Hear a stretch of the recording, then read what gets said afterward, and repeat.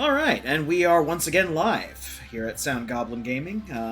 Apologies for missing our Tuesday stream. The crab decided to attack our data pipeline, our weak point, and we were unable to stream on Tuesday. But we're back on Saturday with another filler game for our usual Saturday slot. I'm, as always, your host, the Krampus. That was Shiv. I'm Shiv. There we go. There you go. Don't know why I didn't want to pick me up the first time. Alright. And today, continuing the theme of indie games that I don't think get enough exposure that I want to show off, we are going to be playing a game called Sira Ultimate. This is the fourth game in the Sira series. Generally speaking, they're not so much sequels as they are refinements of the original concept. And Sira Ultimate, true to its name, is basically the ultimate form of the Sira game. So this is an indie dungeon-crawling roguelite RPG. And we're just going to start up a new game here. As you can see, I have a few hours in this game.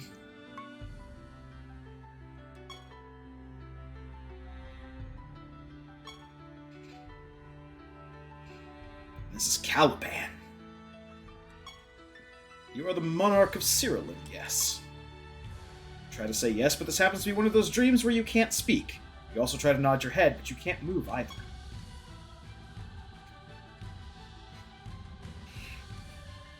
Imagine my embarrassment if I had invaded the wrong dream.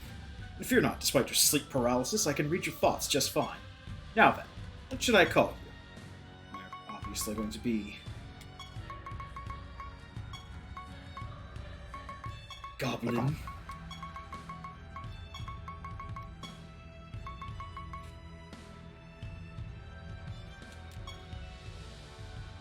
Fine name indeed. You can call me Caliban. You might think of me as a ghost, or a phantasm, or something of that nature. In other words, I don't exist in your world. I have another question for you. What is your specialization? So, right off the bat, we are given a choice of what kind of play style we want to encourage. Our character does not fight themselves, but instead, we give a whole bunch of passive buffs to all the monsters in our team. And what kind of passive buffs they give depends on what your specialization is. Also, each specialization comes with a starting monster that complements that playstyle. You have everything from your standard Cleric. Cleric heals things and increases the healing abilities of your party. Evoker casts spells and makes spellcasting more effective. I'm a cultist. Do we have... What? Oh, no. You mentioned occultist, and I was like, yes, that is one of the classes that's in the game, Yeah, but it's not one of the the ones Evoker has the Spider Occultist. Yes, they have the Spider Occultist as their starting creature. We will learn more about the creatures in due time. And then we have more straightforward things like the Hell Knights, which are just masters of the basic attack, and turn basic attacks into incredibly powerful attacks.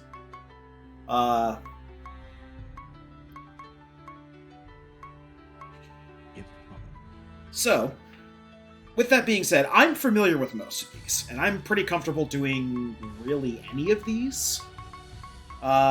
Does any one particularly stand out for you, Shiv? Nothing about any of them or how they play. Yes, solely by name. I can also provide explanations for any you're interested in. What do we have for starting creature options? Because they're the things we'll be fighting. That's more what I care about. Okay. Well, we've got, from the top, the Animator has their own custom creature called the Animatus, which all of their passives revolve around. The Blood Mage has this Forsaken Scourge Walker, who's this big guy on fire. The Kabbalist has the Jinn Dreamweaver, who is a Jinn. The Cleric gets a unicorn, a big golden unicorn.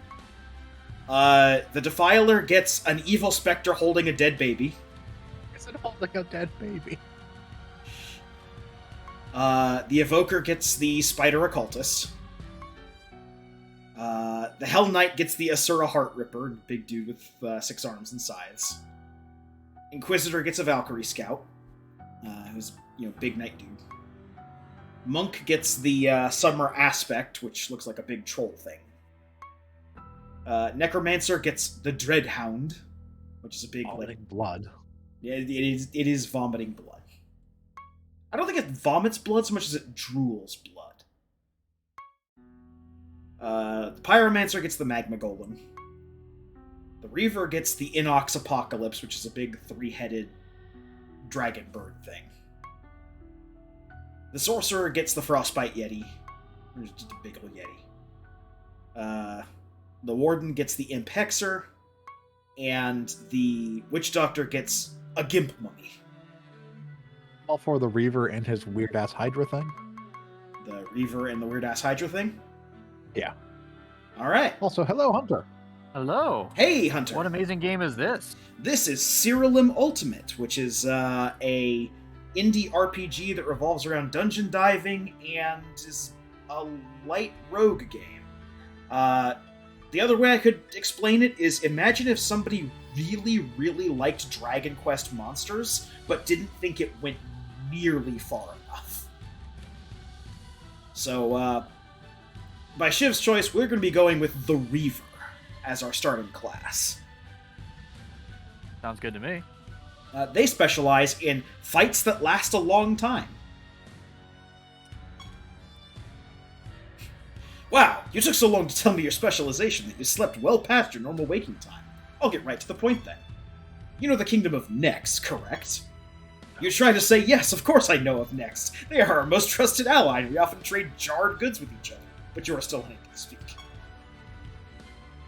As I thought. Listen closely, Goblin. The King of Nex is not to be trusted. Recently he managed to procure the ultimate Nether Orb, a powerful relic that can be used to bend the gods to its user's will. I fear that he will use this orb to take control of the entire world of Rhodia. Your attempt to snort dismissively and ask Caliban how he could possibly know of the ultimate Nether Orb's whereabouts, much less the King of Nex's ambitions. I am confident in my accusations. I have observed his dreams, and have seen what he plans to do after his magi have finished charging the orb.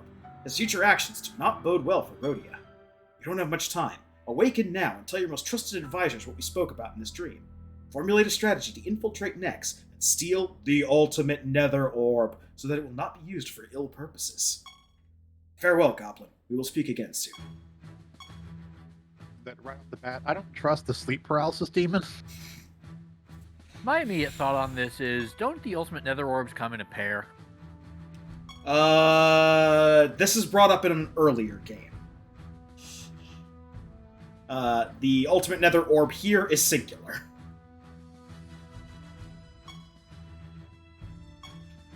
So this is Daumos, Eleben, and... Oh, go ahead. See, I was making a testicle joke, but okay. Don't worry, they make testicle jokes. Ah. Yeah, so this is Everett, Hebron, and Deimos, who are your 3 most trusted advisors.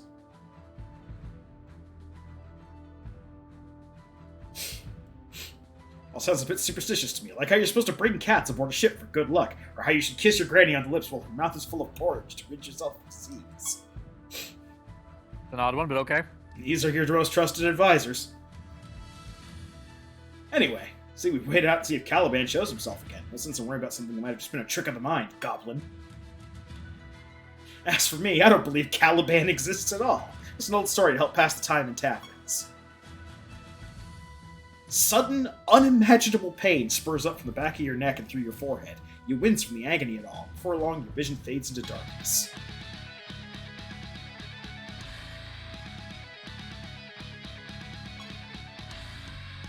And now Caliban is possessing us, and rock music is blaring. See, I told you can't trust the sleep paralysis demon.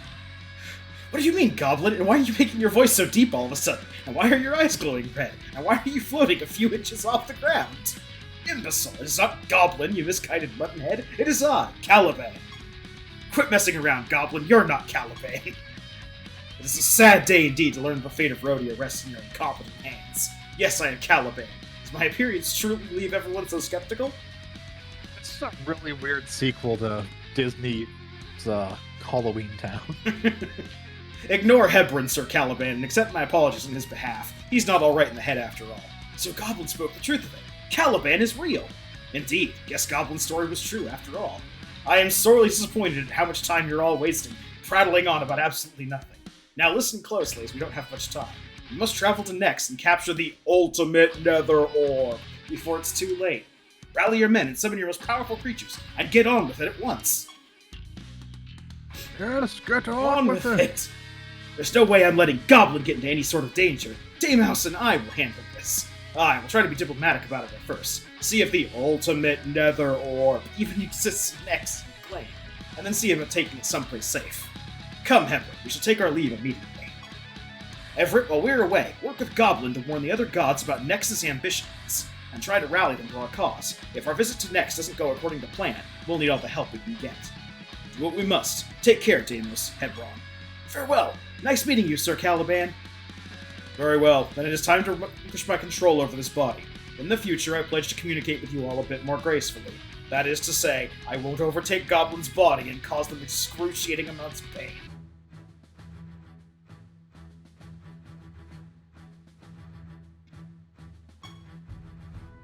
Right then, that just happened. Goblin, I'd often make the pilgrimage across Rhodia to warn the gods in your stead, but we both know you're better suited for the task. Diplomacy's never been a point of strength for me, not to mention the gods will respect you more for seeking their aid in person. It's been a while since you've been out and about, so let's spend the rest of the day getting you back into the swing of things. When you're ready, say the word and we'll begin your training. The word. Alright, so before we go, we're going to check out some stuff. First off, we have our character. This is our character. Most notably, we go in here into perks. These are all passive abilities that we grant our party in various circumstances. So, for example, the Reaver has things that benefit from doing multiple things in a turn, or by carrying out the fight for longer periods of time. So, for example, we got Blitzkrieg here. Your creature's attacks that happen simultaneously to the same target deal, plus 1% per rank more damage than the last. Controlled Anger. After your creatures take 2 turns, they become immune to debuffs for the rest of the battle. Mental Clarity. After your creatures take 3 turns, they can cast spells without consuming any charges for the rest of the battle. Mercurial. After your creatures are attacked and they fail to dodge the attack, their chance to dodge attacks is doubled the next time they're attacked. This effect stacks multiple times in a row until they successfully dodge an attack. Onslaught, your creatures deal 5% more damage and take 5% less damage for each battle you've won in the current realm. If you're not in a realm, this perk acts as if you've won 8 battles. So if you're spending a lot of time searching areas, that can really benefit. So you're just getting huge that just have 40% increased damage and 40% reduced damage. Yeah, there's no cap on that, by the way. You will get into more than 8 battles if you're completely searching around an area. Oh, that's true. That's if you're not in a realm. Your creatures deal 30% more damage for each turn they've taken in battle. Battle Fatigue accumulates faster. Battle Fatigue starts to accumulate X ranks per turn sooner. Your creatures have more attack, intelligence, defense, and speed for each battle you've won in the current realm. The max you can get on that is 15%. So each battle keeps stacking. Yeah. After your creatures attack and the attack fails to deal critical damage, their chance to deal critical damage with attacks is doubled on their next turn. This stacks multiple times in a row. Yeah. Your creatures attack and cast an additional time for every 2 turns they've taken in battle. Your creatures are immune to Snared, Frozen, and Sleeping, which are all the ones that cause them to skip turns. Enemies take more damage from Battle Fatigue. Your creatures have X chance to attack additional time. This effect can occur repeatedly until it fails. Your creatures no longer take extra damage from Battle Fatigue, and enemies cannot move your creatures down the timeline. So we have no perk points right now to spend in any of these, but we can already see a few that, are very obvious bonuses depending on how we choose to build out our team. Yeah. Most everything else here we actually do not have access to right now. Half of these things are things for post-game, where there is a whole, like, game thing post-game. But now, we're going to move on to creatures. We start with the Inox Apocalypse. So, every creature has a type and a class. So in this case, its class is Chaos, and its type is Apocalypse. There are, I believe without exception, 5 creatures in every type. So there are 4 other Apocalypses that we can get. Okay. We can see that he's fairly balanced in attack and intelligence, but he's better at defense and speed right now. Defense is his weak... Because he's timid, defense is his weak stat, and speed is his strong stat. He will gain speed quicker, he will gain defense slower. Here is the linchpin of your party composition, and half of the thing you need to worry about in this game. Every creature has a special trait about them. The trait for the Inox Apocalypse is your creatures deal 40% more damage for each turn they've taken in the current battle. This trait does not stack. A significant part of battle strategy in this game is to find creatures with complementing traits and build a team around that. And his trait basically goes in along with our character's traits of kind of just delay things so we get a bunch of stack of bones. Exactly. Now, all the creatures in a type generally have a theme that they roll with, so all of the apocalypses have something to do with turns taken in battle. This one has 40% more damage. Another one of the Inox, or one of the apocalypses, has your stats increased by, I want to say, 25% of that apocalypse's stats for each turn that they've been in battle. So finding and building a team around a concept can be made easier by just grabbing all of the apocalypses. But you don't have to. You can mix and match. We do not have the ability to assign artifacts. These are equipment. Every creature has 1 equipment slot, and only 1. So you have to decide what you want to do with it. Relics are post-game stuff. Spell gems. Spells in this game are all tied to gems, which are pieces of equipment that you equip in spell gem slots. Any creature can cast spells. The only restriction is you can only put a spell gem onto a creature of the same class. So all the spell gems will be one of the 5 types of class. Our Inox Apocalypse here can only cast spells from Chaos skill gems. Or Chaos spell gems. So we're gonna fight Everett's Unicorn Vivifier. And do a sample battle. In battle, we have multiple options that we can do later, but for this test one, we just have attack, cast, defend, provoke. We do not have any spell gems equipped, so we can't really cast with anything.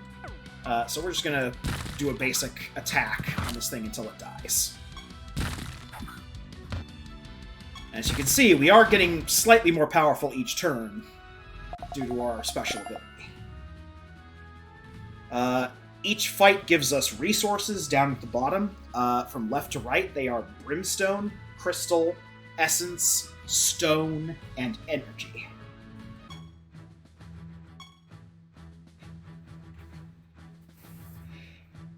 This is him telling us that we'll be able to go into battle with a maximum of 6 creatures, and battles against enemies can only be up to a maximum of 6 as well. So 6 on each side is the maximum. Yeah. Now, when you defeat... This is another important thing. When you defeat a creature, you will gain mana of that creature. When you have enough mana, you can summon that creature. Every enemy you fight in the game, with the exception of the boss monsters, and even then I'm not 100% sure on the boss monsters, but every other creature than that, you can summon and have in your party.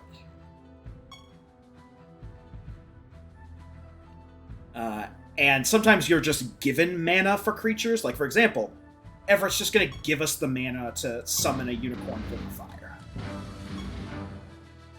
Now, here on the summon screen, we just get a bird's eye view of the traits. The Unicorn Vivifier is a life creature that belongs to the Unicorn type, and its special ability is, after it attacks, it resurrects a random ally with 50% health. So this is one of the few ways you have of reviving a KO'd monster. That's why they generally give you the Unicorn Vivifier right at the start.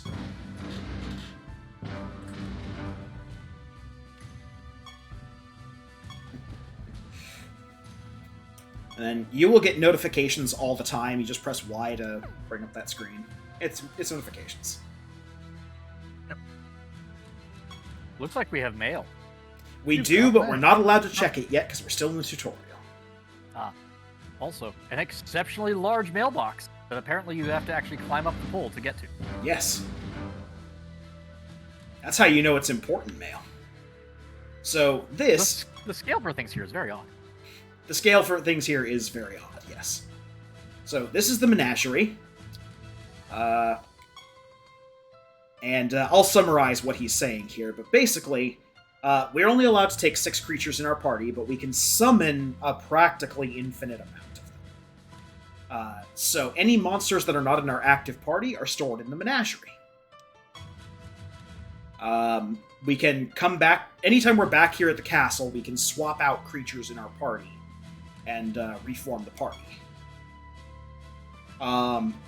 We can also use the menagerie to change the order of creatures. This does actually matter for certain player classes and certain builds.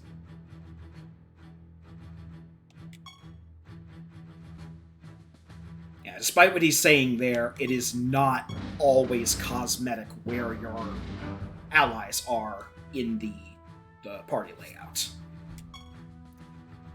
We do get a couple of other options in this menu, mostly release a creature you don't want anymore, manage groups. You can save groups of creatures. Yeah, they're not going to let us actually mess around with any of that because we're still firmly locked in tutorial mode.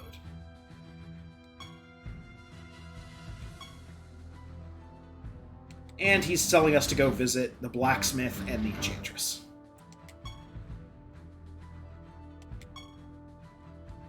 So, talking to Sabon here is how we forge artifacts, which are the items that are,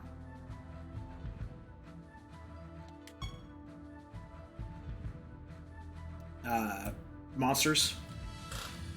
Yeah.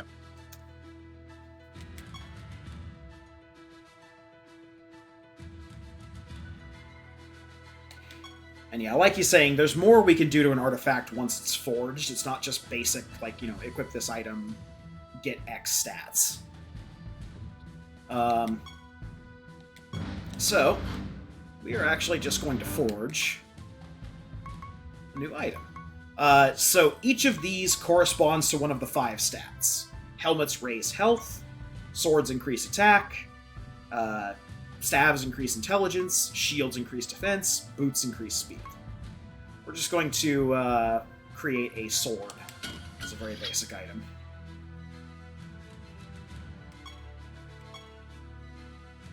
Hey, there's a sword.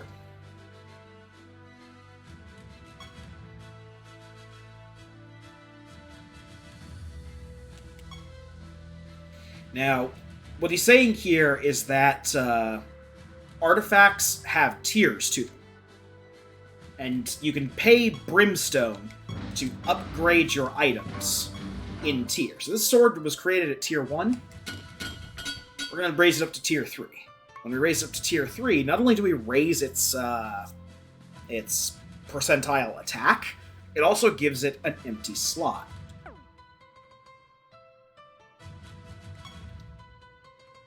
Now he's going to give us some special crafting materials, in this case, red amber.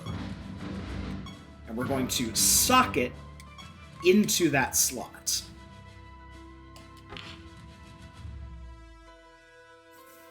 So it takes a certain amount of those crafting materials. We will get tons of those crafting materials, so you're never, like, really short on them. as long as you search all the areas of the dungeon. Yeah, as long as you look around. Yeah. And now, this will raise it by 24% attack rather than just 12%. Yes, I know how to equip creatures. Creatures, we're going to equip this onto our Inox. Bam. Yes, the Codex is important. The Codex tells you things. Now we're going to go over and learn about spell gems. Spells have charges. You only get X number of charges for every time you go into a dungeon. However, each time you return back to the castle, the charges of your gem recharge. Most things that bother with casting at all have a way around that. Like, if we had chosen the Evoker has a passive that, your guys just have a chance to not use a charge when they cast a gem. We also have the thing like after the third battle round. Yeah, exactly. We can get that upgrade right after the third battle round. It doesn't cast as charges anymore. Yeah. So, we are going to create... we get... the spells you get at the start change depending on what class your creature is. So we're getting all chaos because we have... Something it is.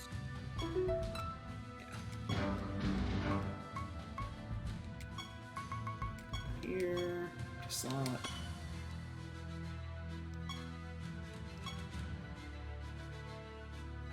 And much like spell gems, we can increase the level of spell gems by spending crystal. And once we upgrade a spell gem's level enough, you get slots to put in things that alter its properties. For example, there are certain ways we can alter the properties of gems so that they are a gem of a different class. So if we had a chaos spell that we really wanted a death creature to cast, we could change that gem so it is now death type. And as you can see, we have a bunch of potential scrolls here. They give us a bunch of scrolls for anything we might want to create. So I'm actually going to create 2 more spell gems. I'm going to create Molten Armor. Target gains Shelled, which protects against 1 attack, and 30% attack. And then I'm going to get the Holy Bulwark. I'm not going to get the Holy Bulwark because I don't have enough crystal.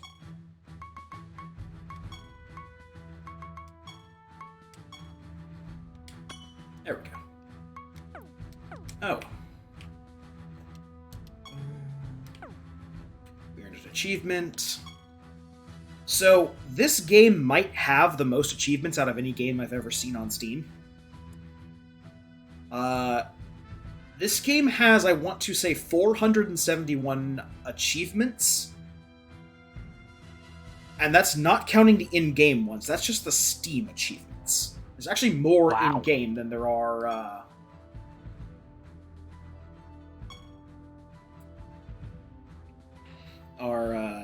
Steam achievements. Yeah, so we finished the tutorial. Or at least most of the tutorial. Now, is it one of those games where it gives you achievements for doing basically anything? Yes. The Steam achievements are not for doing just anything, but there's some difficult ones and some simple ones.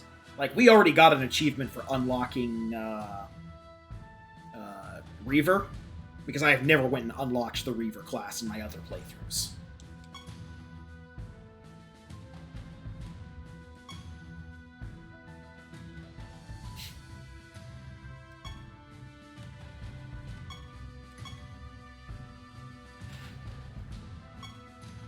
Ah, Hebron and Deimos. It's good to see the 2 of you return safely. What happened? Did you find the ultimate Nether Orb?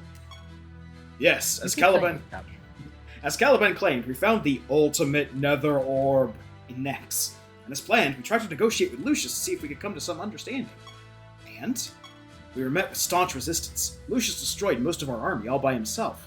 Deimos and I had finally cornered him, the gods intervened. We nearly lost our lives before he managed to escape. I fear that Lucius already holds influence over many of the gods. They are not, after all, normally prone to physical intervention with the affairs of humans.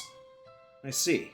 And perhaps we should petition the gods and explain what's at stake for our world. Surely they will come to their senses and see our side of things. Perhaps they'll even aid us in obtaining the ultimate Nether Orb. It's a good plan, but that's not our only problem now. Before we fled, Lucius vanished, and he took the ultimate Nether Orb with him. Ultimate Nether Orb! Thank you. I was afraid there for a second.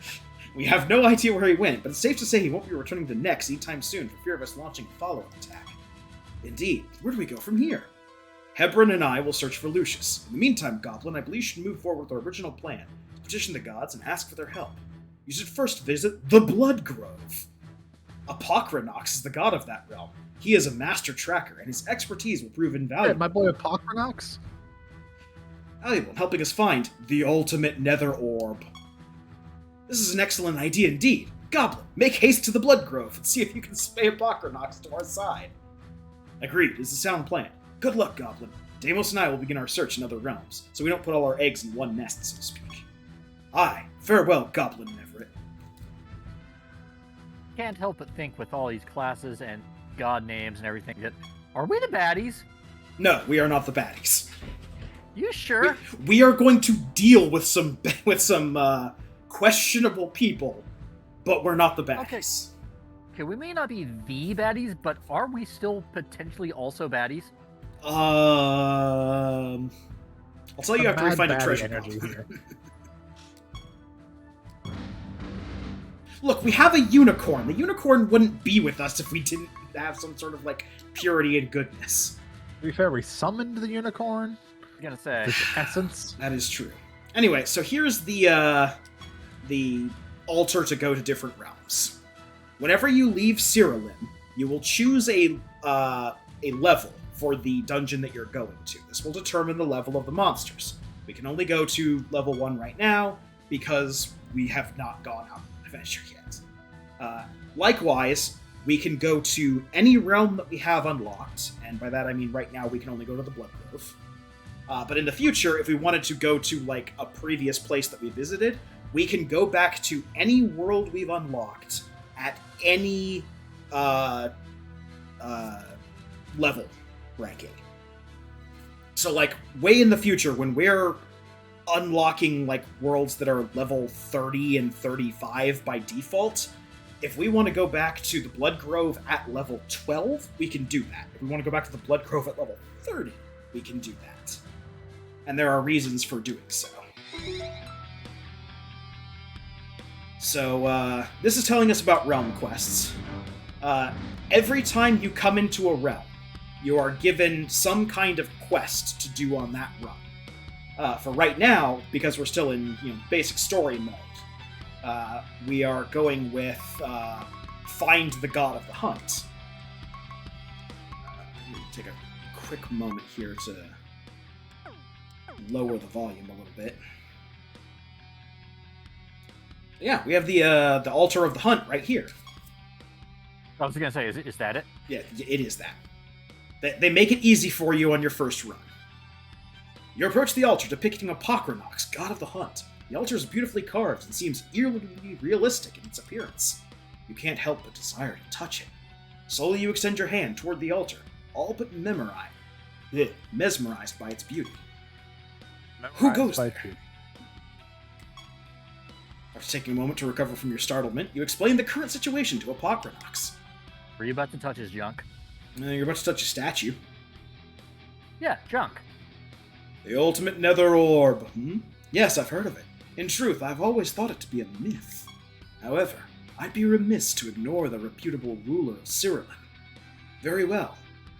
I will aid you in your quest to find the ultimate Nether Orb. But first, I must ask a favor of you. Deep within the Blood Grove prowls a powerful beast called Kichi. She is a creature of the Eft race. Find her so that I might tame her and call her my own. She will prove an invaluable asset when it comes to tracking down the ultimate Nether Orb. Do this for me, and I will attend your knights on their quest. Kichi doesn't appear to be anywhere nearby. Make your way to the teleportation shrine in this realm and use it to travel to a different part of the Blood Grove. So, each realm that we come to in the story will be 3 maps long. 2 regular maps, and then the boss one. Kichi, in this case, is going to be at Blood Grove level 3. Also, we have achieved a realm quest just by talking to Apocrynox. So we get one of his emblems. These are coins we can use to buy things from Apocrynox directly. We get knowledge points about the Unicorn Vivifier. We get 10 perk points. We get a bunch of Brimstone, Granite, and Power, and a decoration.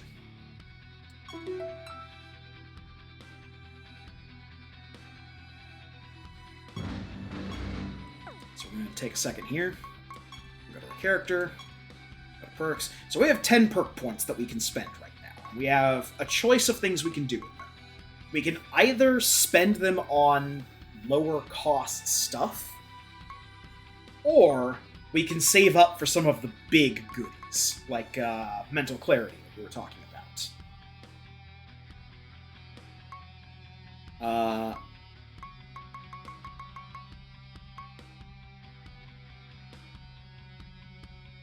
I believe, at least from, perusing these the first time, I believe we'd probably be best suited to getting Reign of Chaos ranked up to max.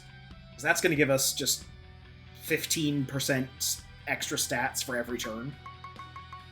So either that, or the one that's like 5% damage, 5% less damage. I think that one's straight up. Oh, yeah, the Onslaught. But that one's 100, yeah. Yeah. So yeah, no, I think Reign of Chaos would probably be the best one. Okay. We can also just wait for a little bit and see how fights go for us. We don't really have a team right now that we've built around. Well, so, I don't know, look at there. You got an achievement for stepping. Ah, a hostile Terra Vulpes.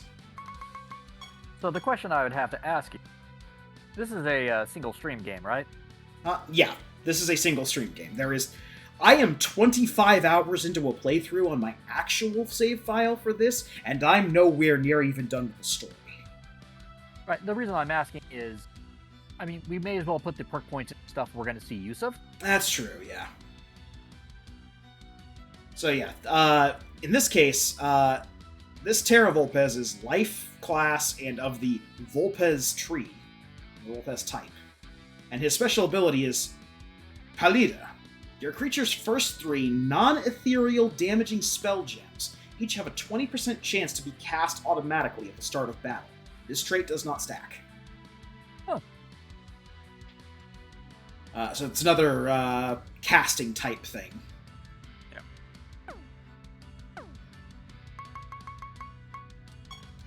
So we're just going to mercilessly beat this thing to death.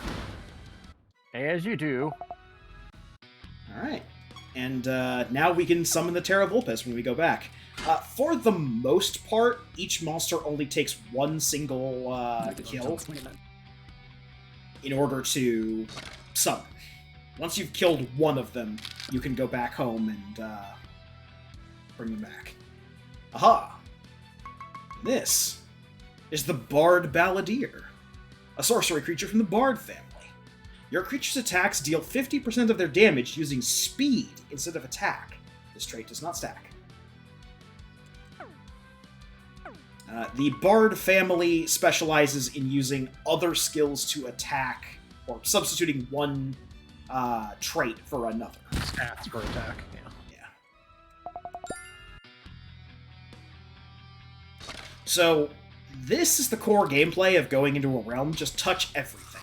If you see a thing, touch it. There are sometimes slightly more complex things, like these tents that we find all around the Blood Grove. We pick up piles of lumber as one of the things we can just find around here, and if we bring a pile of lumber back to a tent, they will give us a big grip of materials. You can also find things like these caves. These caves have a room like this, which has a monster guarding 2 treasure chests.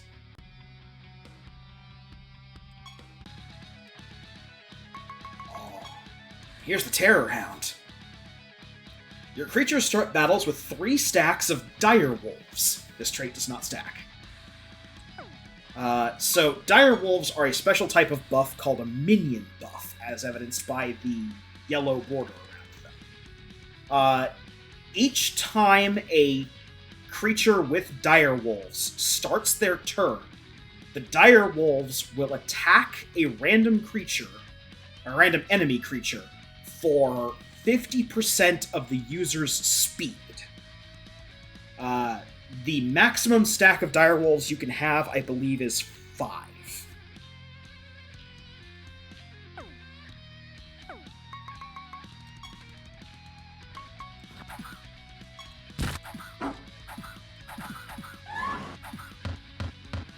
Okay, sorry, it's when they attack, they get the dire wolves trigger.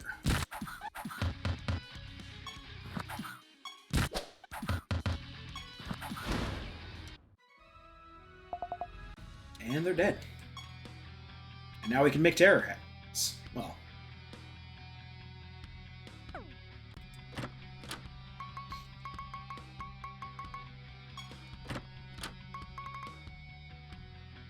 We got the Finger of Death inscription. Anytime you find an inscription, that allows you to make a gem of that type at Sira. We also got a decoration for the castle, and we got a heart artifact piece. If you upgrade an artifact enough times, it will gain a heart slot rather than a club or a spade slot. Heart slots are very powerful because usually they are a copy of a creature's ability. It is the only way to get 3 traits onto a creature. So, like, this Excruciating Venom is a copy of the trait that another creature has. After this creature attacks an enemy with poisoned, it gains attack equal to 50% of the potency of this buff.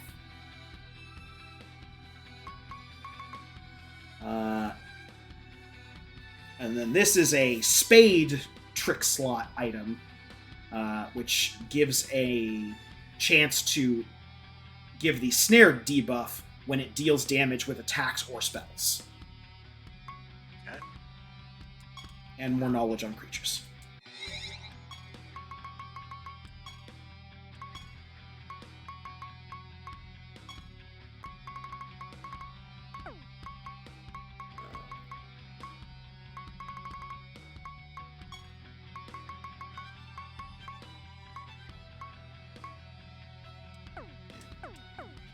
There's a list somewhere of all the things that knowledge of a creature will get you. At the very least, I know it's the more knowledge you have on a creature, the more damage you do to them. Here's another spade slot item for the artifacts. Creature has a chance to gain Savage when it deals damage.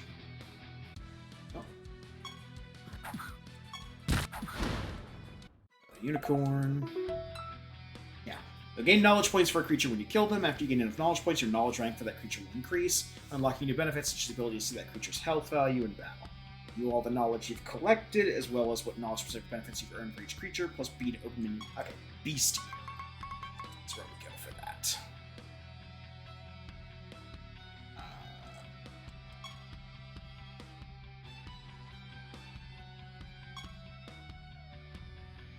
Yeah, so here you can see the bonuses of what we've got. And each creature also does have lore. So like for the Inox Apocalypse, as if having 3 heads was not enough, the God of Fire decided that the apocalypses would not be complete without being at least 10 foot long and having a tail. They ended up being 15 foot long on average, having 2 tails and a pair of claws as sharp as tempered steel. It seems impossible to catch such a creature by surprise, with so many death threats flailing about, but the truth is that their necks are relatively vulnerable to attacks, a weakness that is compounded by their having 3 of them.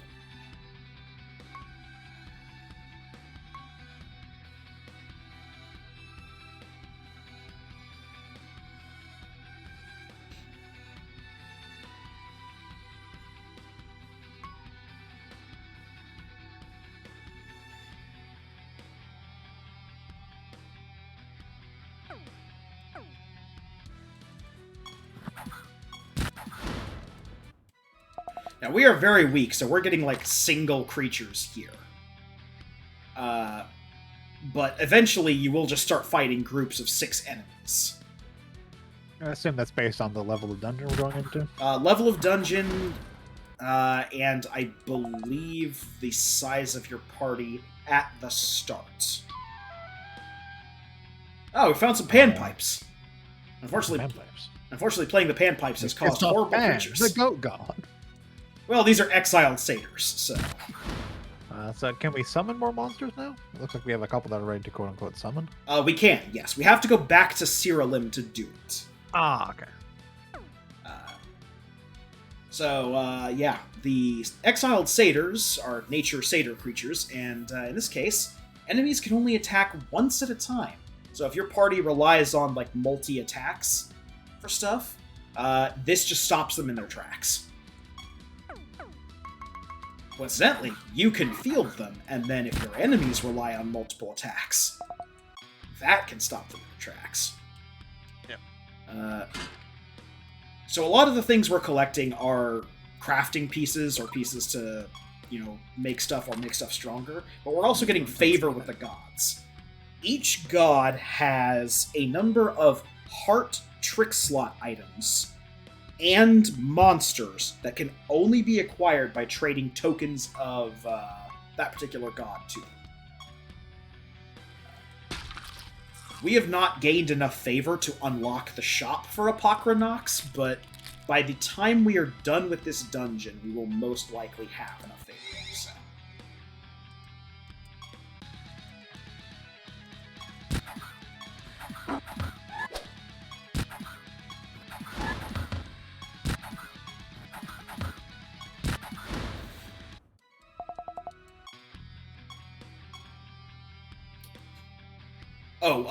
Also something important to note. The boss creature in these little coves does not count as being killed for the purposes of mana. So we can't summon the Terror Hound right now. We have to wait for the Terror Hound to show up as a regular enemy out here. And then we can summon him.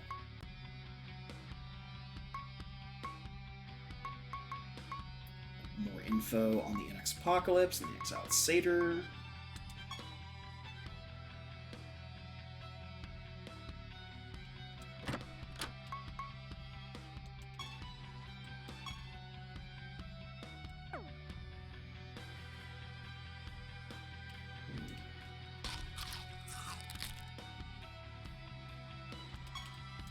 Bright Amber, Panpipes.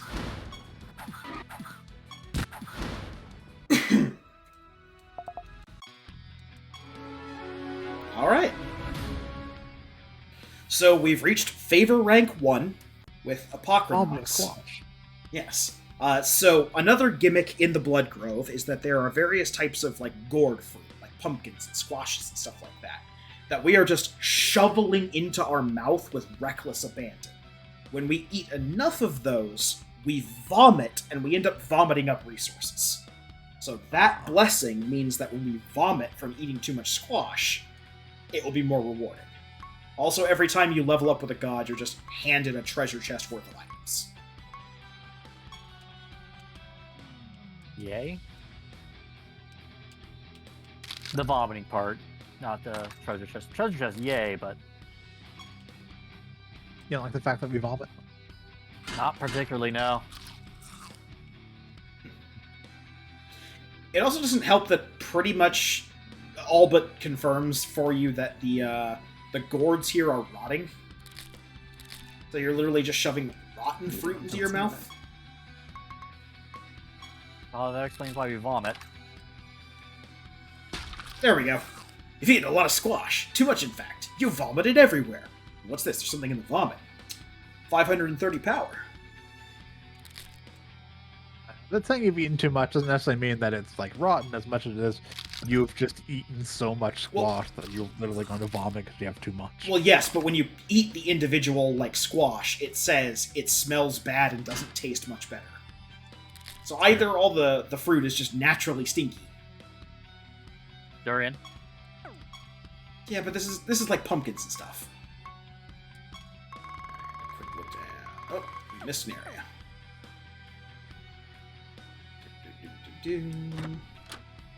Got some pale amber.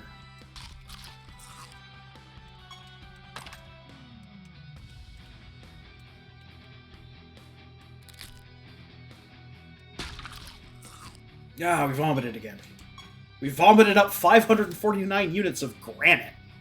Oh, it's granite. No wonder we're sick. Alright, we got the inscription for Summon Horde. Gain a random minion for each creature fighting on your side that belongs to the same class as the caster. So we're going to check over here at the shop real quick. So, Apocrynox's special units, because they're all the ones you get from a god, are going to be of the same type, the same family. So, Apocrynox's special units are the Efts. The Efts have a thing that revolves around having a party full of Efts. So for example, the Eft Howler, after one of your Efts attack, all of your Efts recover health equal to 5% of the damage dealt for each Eft fighting on your side. This trait does not stack. Yeah, I assume they all have things that are based on when Eft does X. Exactly. And it multiplies the potency of that thing by the number of Efts you have in your party. Yep. So we're going to teleport back to Cyrillin, because, as we mentioned, we have things a bunch of to summon. Yep. So there's no reason to not summon most of these these. things. So we've got the Centaur Ranger. When this creature attacks a number as long times. as we have enough resource to do the summon cost. Yes. Each summoning costs 1,000, so we have enough to summon all of them. All four, yeah. Now, that being said, we may not want to do all of the summons, because, like, if we have the Bard Balladeer in our party, 50% of our damage is going to be done with speed instead of attack. And most of the creatures that we have, their attack stat is either better or will be better than their speed stat. Of the things that we have here, speed is equivalent across the board? Yeah, to start with. That is better speed. Oh, that is better okay. speed. Well, in fact, our Inox Apocalypse actually has better speed growth. That is true. That is true, because he's timid. Yeah, that is... He's timid, so he's fast. Okay. He doesn't want to get hit, but he's fast. Okay. Now we just got this big old chain of monsters falling around. We do have this big old chain of monsters. Each creature has its own individual sprite. There are 1,200 creatures in this game. The amount of art assets that the creator had to make is fucking massive. So we're gonna make a couple of additional things. I gotta check. Okay. So the Volpez is light-based. Yeah, the Volpez is also light-based, and both the things on the end are whatever the leaf is.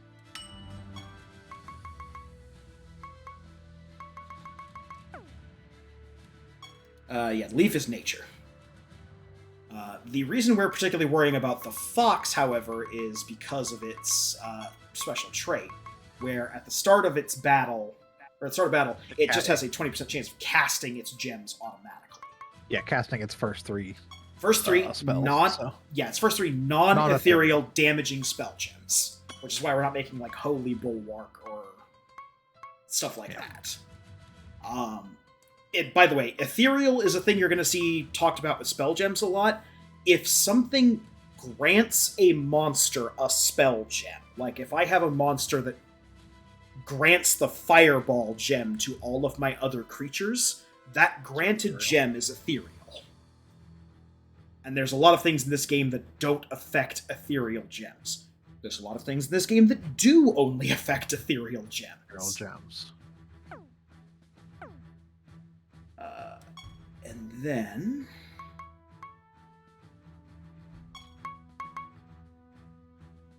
let's see. I assume we can't put the same spell gem on something multiple times. We can't just put like 3 chastises on the Terravolpus.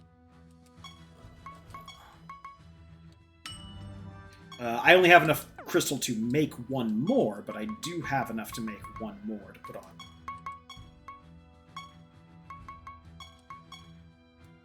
Okay, yeah, won't let us stack. Yeah, it won't let us double stack, unfortunately. But that means I can put... Yeah, on the unicorn. That has a unicorn. Now, is the Vulpes' effect just affect the Vulpes, or does it affect all your monsters? Your creature's first 3. So... Which means, realistically, we want damaging spells on everything we can. Yeah. That being said, we don't have enough crystal to make another one. Yeah. But it's something to keep in mind. We'll want to basically slot and damage stuff as we can, because it will have a 20% chance to auto-trigger. Yeah. And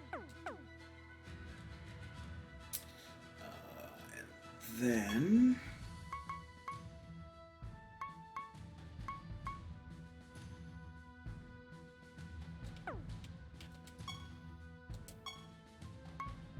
use some of our brimstone.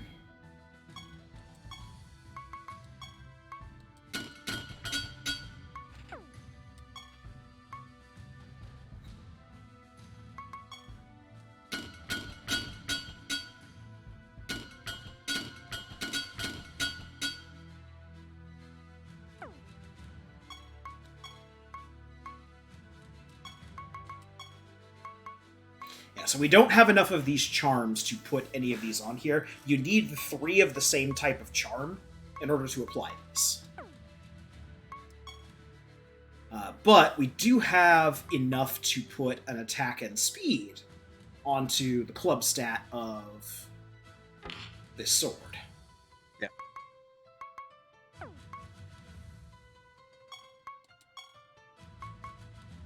And nothing else. But we at least have another sword that we can put onto this guy. And the reason we're putting it on this guy is because he's going to get additional attacks for every spell gem cast.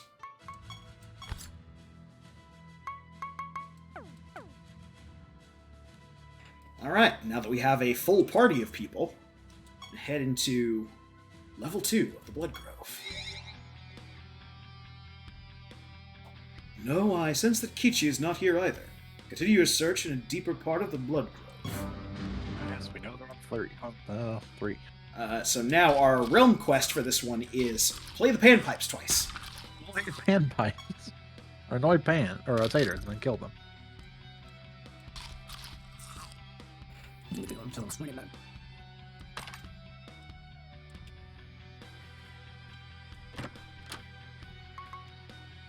Vitality explosion. Target takes damage equal to the amount of maximum health it has greater than its base amount. Situationally useful, but useful. And then Blood Shield.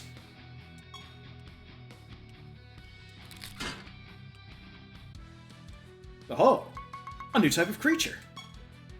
The Ebony Ent. Nature belongs to the Ent family. Your creatures always have Mending and take 15% less damage. This trait does not stack. Mending is just a passive... passive regen. Also, he has a sweet mustache. He does have a sweet mustache. Pretty good.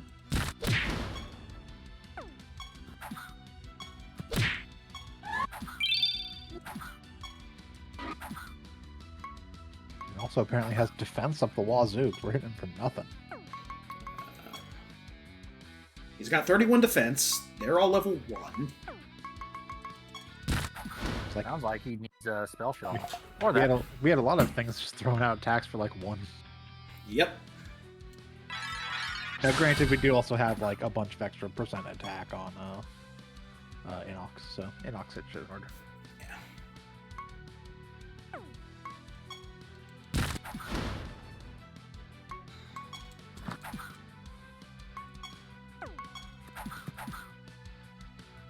Vulpes doesn't have spell.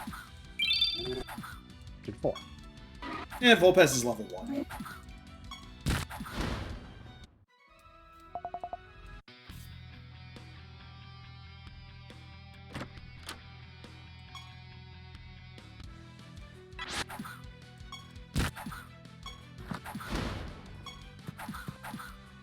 There we go. That's more respectable. 13 damage.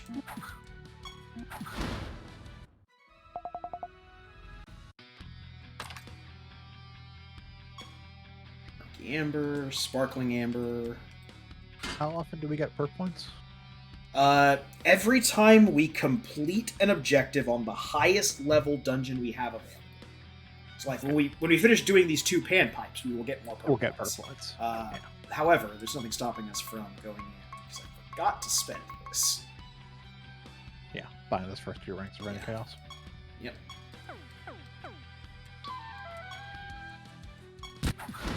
Crusaders.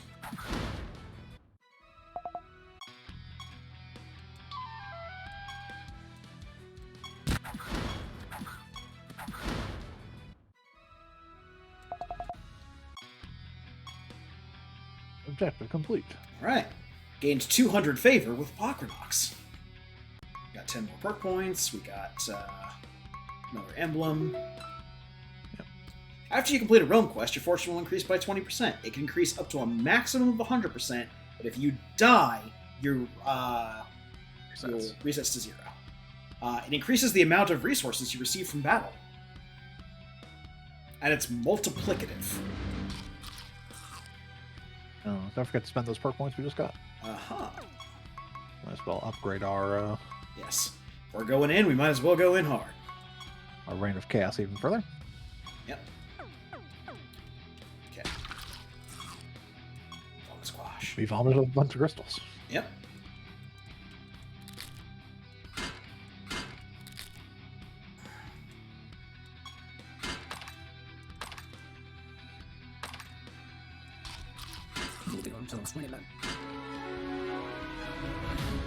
Another blessing from Apokrinox because we hit level 2.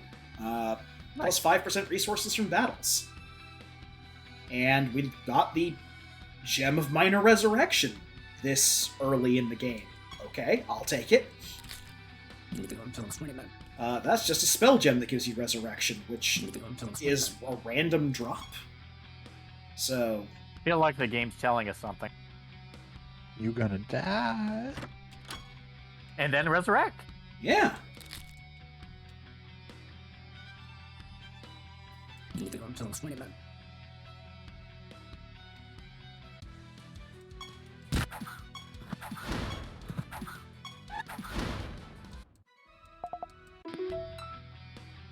Turbo mode. Turbo mode. Turbo mode is great until you start getting into, like, level 20 or level 30 fights, because enemies will start spawning with spell gems of their own, and if you're turboing through something and in the blink of an eye you lose like half of your team, you're gonna have a hard time figuring out exactly what caused that. So turbo mode is great until it's not. Gotcha. Yeah.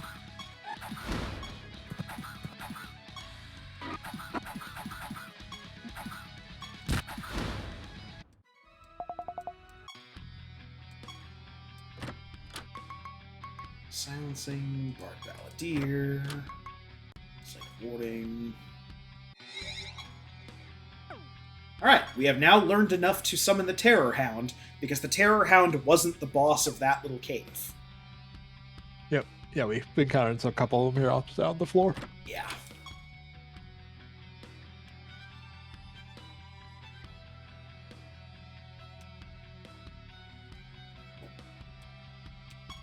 Their Emblem of Apokrinox. Another pile of vomit. We're gonna start checking to see if the Squash is reading for crystals of granite.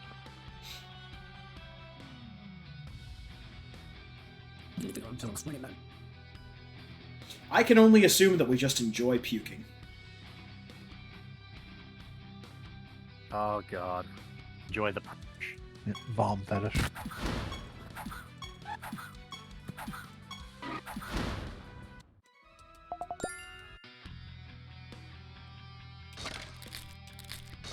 Hey, we found a statue of, Pokrinox.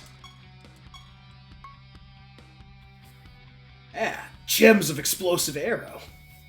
Target takes a moderate amount of damage, or a devastating amount if it has a bomb. 100% of the damage is based on the caster's speed instead of intelligence. A lot of spell gems will just use a different stat instead of intelligence.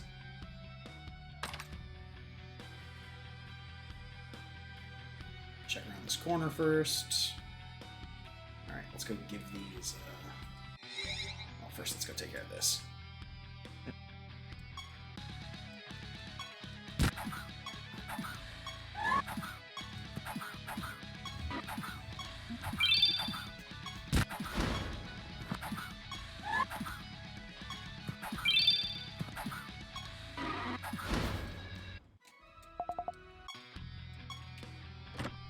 He did. We got the inscription for resurrection.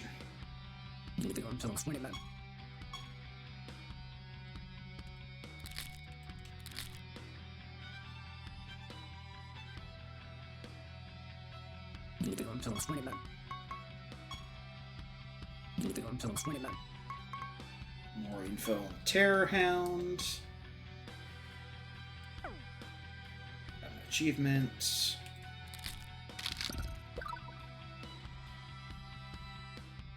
Yep. So here is, at least from what I found, one of the better enhancements you can put on a spell gem. This will give a gem generosity. At the start of battle, this gem is shared with the bearer's allies with only one charge. Keep in mind that ethereal gems are fully recharged at every battle. So, like, if I have, like, you know, an orbital death strike spell or something like that, and each person only gets one charge of it, they are given a new, fully charged copy of the ethereal spell gem at every battle.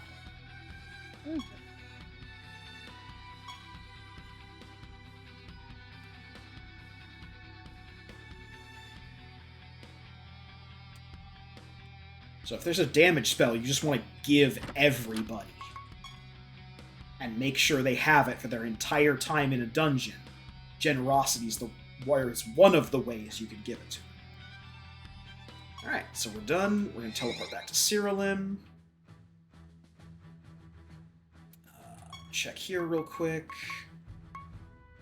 So I think what I'm going to do is I'm going to swap out a couple of creatures. I'm going to swap out the Bard Balladeer for the Ebony Ent. And I'm going to swap out the Satyr for the Terror Hound.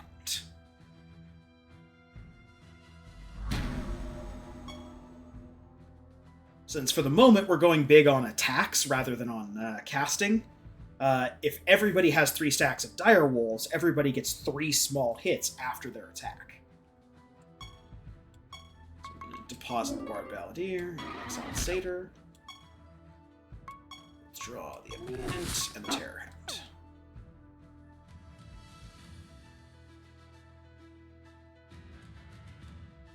Alright. Let's craft some more spell gems. What's our composition look like?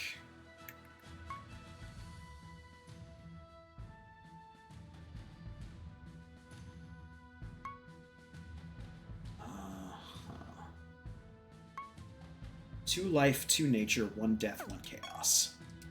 So...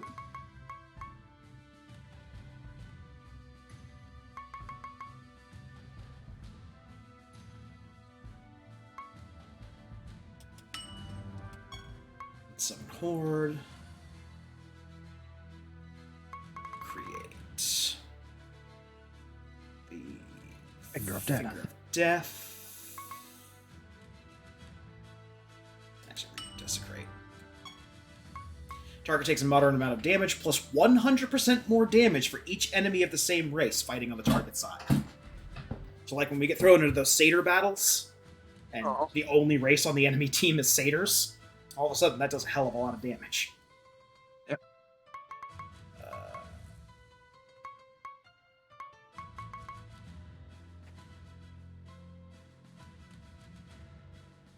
going to create Poison Arrow, because that's the only damaging nature spell that we have.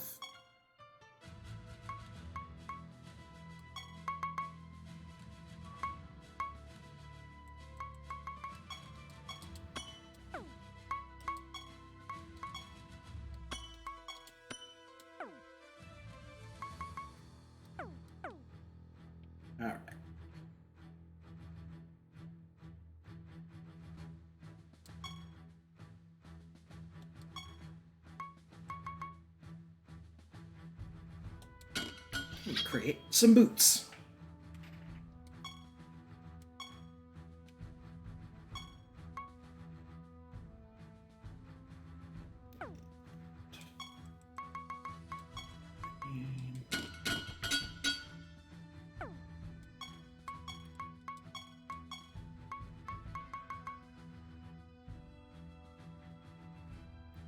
We'll socket in some health and speed.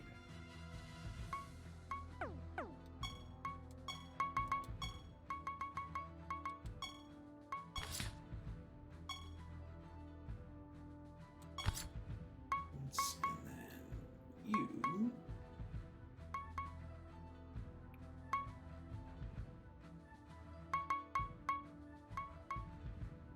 You get the sword.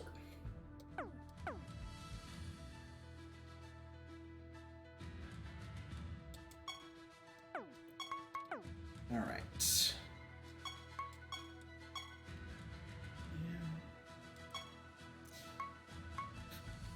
So I can tell you right now, we're probably not strong enough to take on the boss on level 3, so we're going to go back down to level 2 and do one more quick run through. That boss that much stronger than stuff we already thought, because none of it's been too bad so far. Bosses can be, and I don't remember if Kichi is one of the bad ones. Find creatures who are trying to live their lives peacefully in caves and kill them. Yep. You sure we're not baddies? It sounds like we're baddies.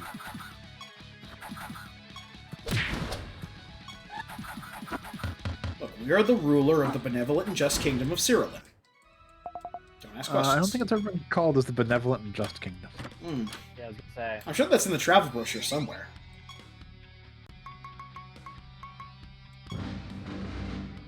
To be fair, if anything, that's kind of a red flag on its own. We are nice people with happy thoughts all of the time. Oh, I can't argue with that.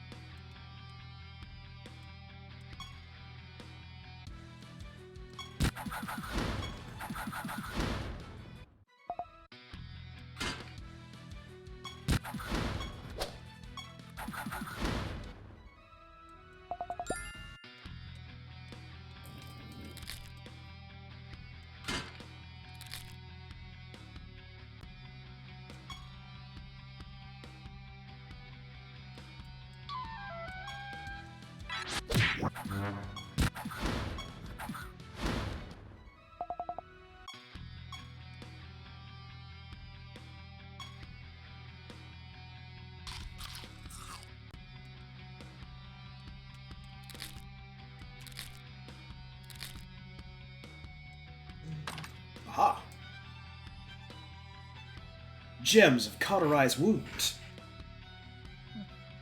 Heals health or massive health if the target is burning. Thank you, Terry Bogart. Kickback. Burning. Are you okay?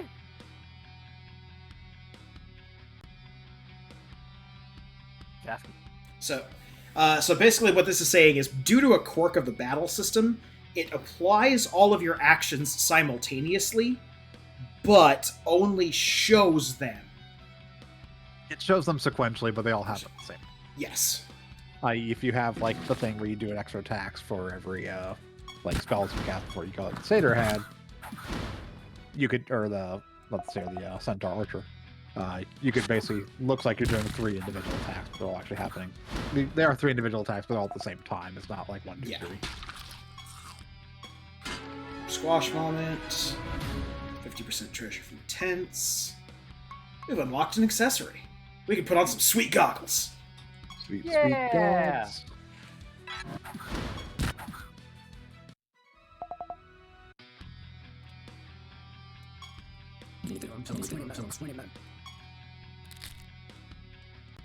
Hey, extraction materials.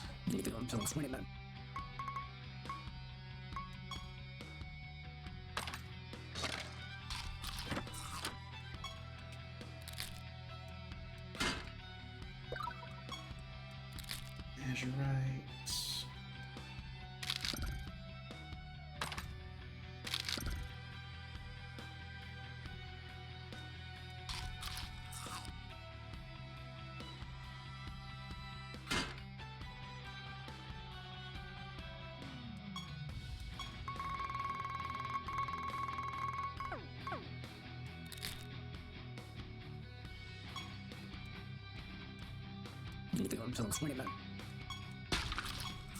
Vomit.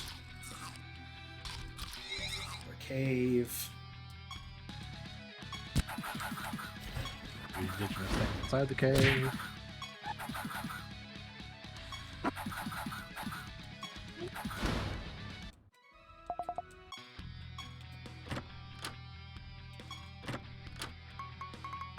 Ah, counterspell. Now damage is increased by 20% for every charge this spell is missing. And creatures gain a moderate amount of attack and defense. Vomit. Chest.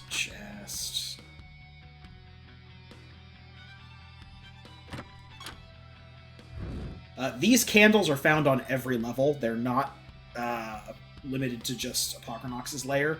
They're just flat 200 favor. But they don't always spawn. Alright. We've done our little run. Let's just go straight to the boss now. Yes, this is the right place. Kichi is just up ahead. Approach her with caution, Goblin. She's even more dangerous than she looks. After you weaken her, I will capture and tame her. Now, let us proceed. Yes. The Inspect command is vital. It lets you see enemy stats and their trait in battle.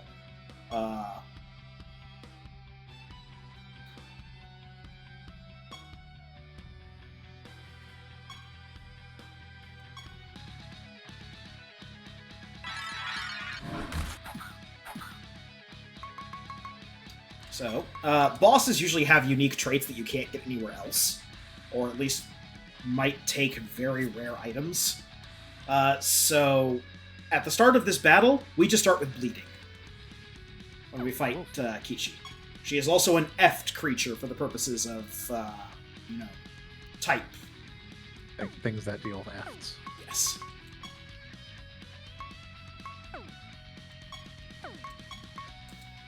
Let's get rid of chaff first.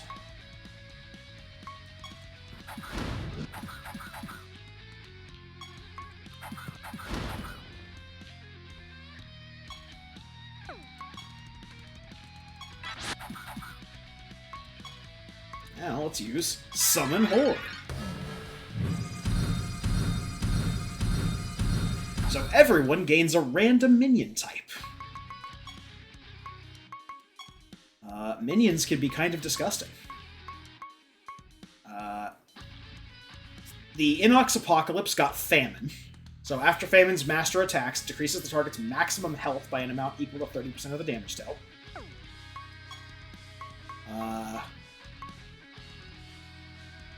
Conquest gives random buff. Yep. So guess all your creatures random buff. When you manually cast a spell. Yeah, when you manually cast a spell. This one gives additional damage equal to the highest total stat from all of its artifact stat slots when its master attacks. After War's Master's damage, it deals damage to the enemy equal to 50% of the damage taken. Rivalings afflict a random enemy with a random debuff whenever their master takes damage from an attack or spell. And when this creature gets attacked, each of its spiderlings explode, dealing damage to the enemy equal to 50% of the master's current health. Minions can get really disgusting really quick, even if you're not the Necromancer, who specializes in doing lots of stuff with minions.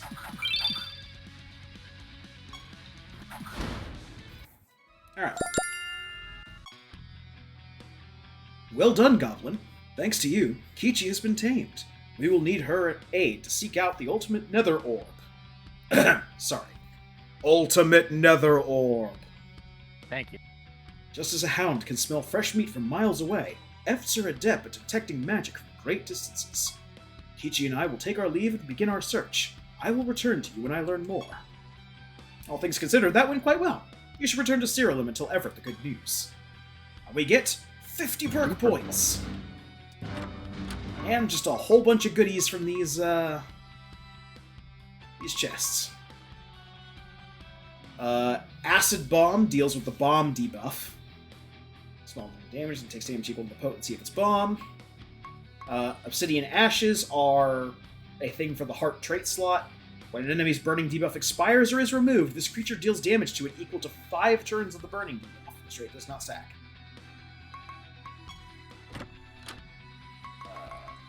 We got another heart trait. This creature's damage dealt by attacks and spells is based on 150% of its lowest stat, rather than its attack or intelligence.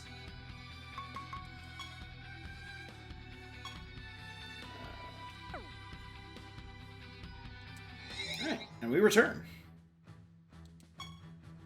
A prowler. It's good to see that you've returned in one piece, Goblin. Did you have any luck rallying Apocrynox to our side? You explained to Everett that you successfully captured Kichi for Apocrynox, and in return, he vowed to assist Hebron and Deimos in their search for the ultimate Nether Orb. Ah, I should have known he'd ask a favor of you first. Very rarely do the gods provide their aid to humans without expecting something in return. Nevertheless, I'm glad to have Apocrynox's help. You had a tiring day, Goblin, so I suggest you take some time off and enjoy yourself in the sanctity of your castle. When you're ready for the next step in your journey, please speak with me again. I want to go to sleep. When I go to sleep, the sleep paralysis demon shows up. Not in the mood to rest, huh? That's the spirit! Sira is an ever-growing kingdom, Goblin, but I know it can be even better yet. Look around you. Can you not envision how magnificent your castle could someday become? For that reason, I believe your next step should be to travel to the Frostbite Caverns and convene with Azuril, the god of winter. Azuril is a noble god who's always eager to work with humans. With his help, we'll be able to expand our castle and make Siralim the very best kingdom it can be. And more importantly, Azuril's knowledge will allow us to reinforce our kingdom's defenses. After all, if, gods forbid, we don't obtain the ultimate Nether Orb in time, we'll likely need stronger fortifications with which to defend ourselves. Good luck, Goblin! Well, you heard the man. Let's head off to level 4, the Frostbite Caverns. Also, if we lower the difficulty down to 3, we can either go to a random realm that we've already unlocked and beaten, or the Blood Grove. Periodically, you do want to go back to new areas because new enemies will spawn there. The type of enemies is always locked in a realm under normal circumstances. So, satyrs, hounds, bards, stuff like that will always appear there. But as we go up to like level 12 or level 20 or level 30, the other members of those families will start appearing in the Blood Grove. So you can get other types of, or other creatures of the same family. Now, we go to Frostbite Caverns. Azuril's altar depicts the noble god of winter, wielding his fabled Winter Maul, a relic that is said to be able to freeze enemies solid before shattering them to pieces. Greetings, esteemed ruler of Siralim.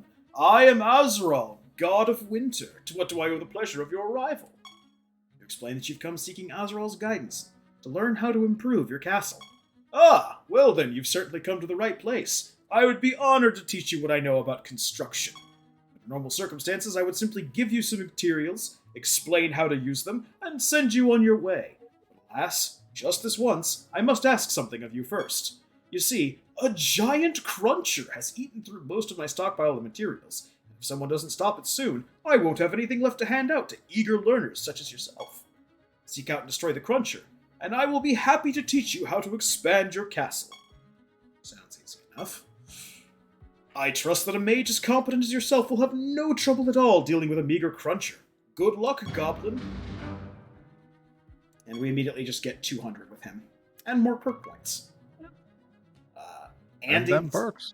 And the inscription for Summon Direwolf. Ah, yes. So first off, we have a whole bunch of points. So we can just max out Reign of Chaos. Yep.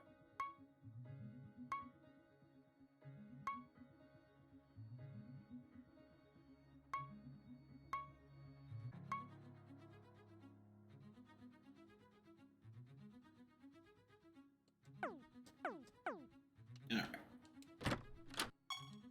Some chests, we got some pots to break. Alright, Link, calm down.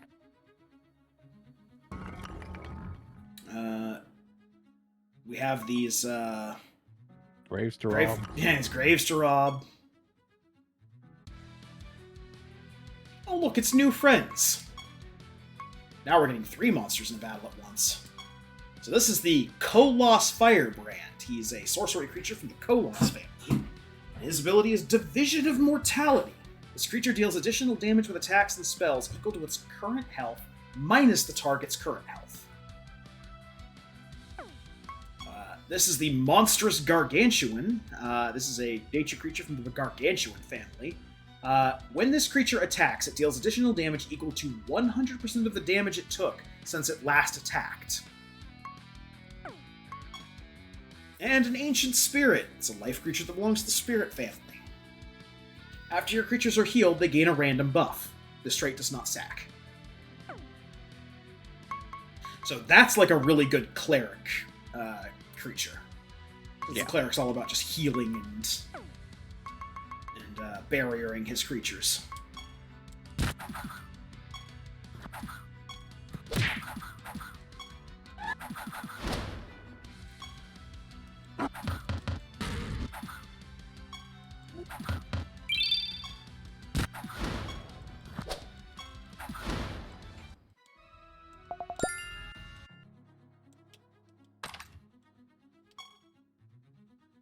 And now we can summon all of them.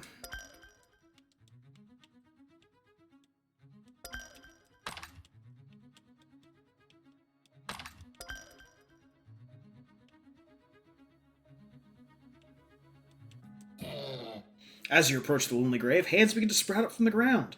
Before long, an army of vicious-looking creatures stand before you. Hey look, it's the Gimp mummies! We saw these guys. Yeah. So these guys are obviously death creatures from the mummy family. This creature's attacks deal 75% more damage and afflict cursed. Straight up does 75 increased damage and cursed. Cursed, for reference, I believe is cannot attack. You can still cast, just can't attack. Ah.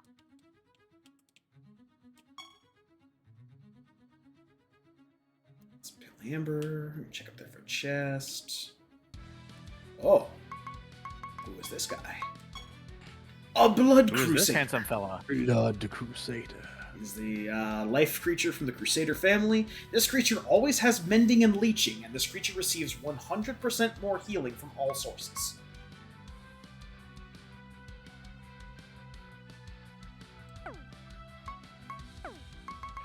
So he is super big into healing himself.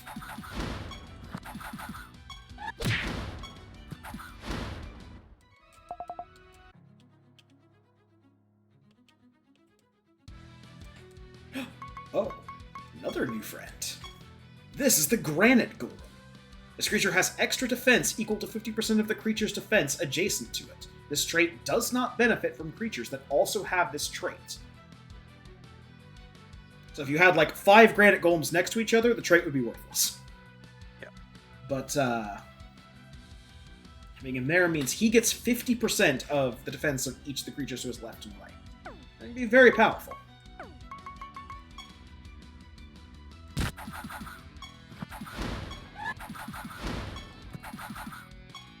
But not for this guy, because he's dead.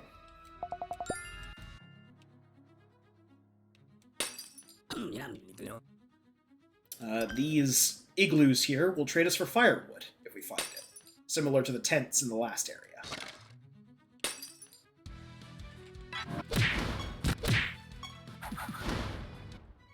What I'm hearing is all these settlement places want your wood. Not every level has a settlement type of thing. You're not denying that all the settlements that do exist, though, want your wood. Now, some of them want your mushroom.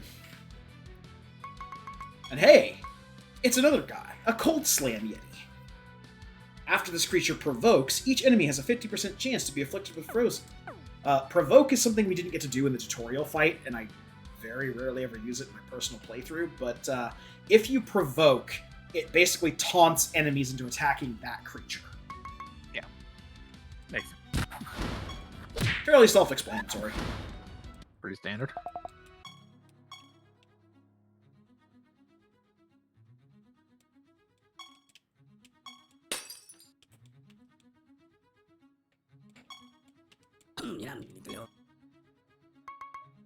Bloody Soul Crystal. After this creature attacks, its spell gem with the lowest number of remaining charges gains 1 charge.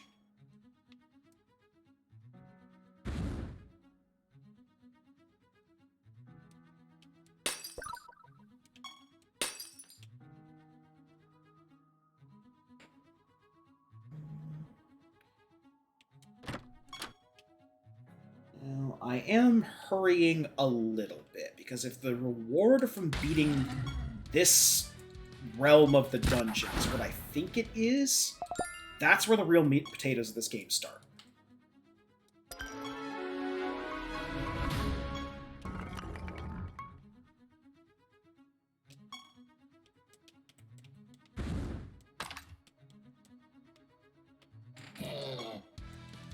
Well, let me...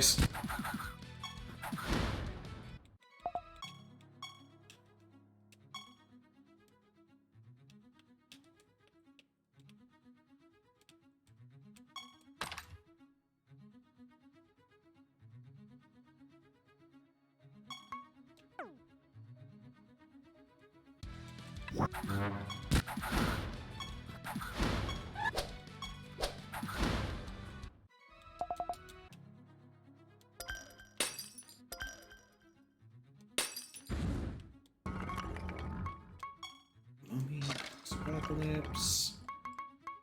Spell Ward. Your creatures gain warded, which I believe blocks 1 cast of a spell from affecting them. Okay.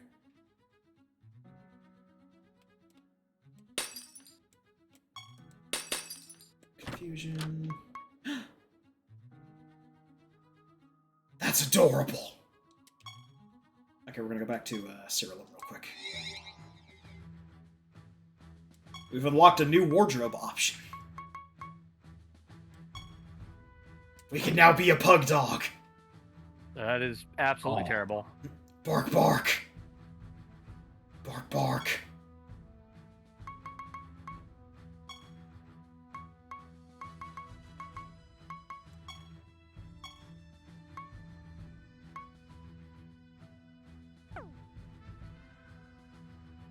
Yes, we can put accessories on our creatures too. Move the X, Y, and Z values and stuff. Don't care about any of these other guys.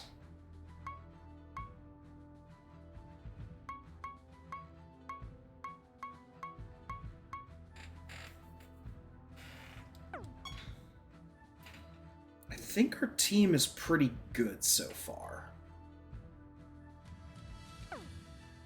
If there was anyone I was gonna replace, it would probably be the Vulpes. Just because we only have like a 20% chance to cast at the start. But it's still useful right now.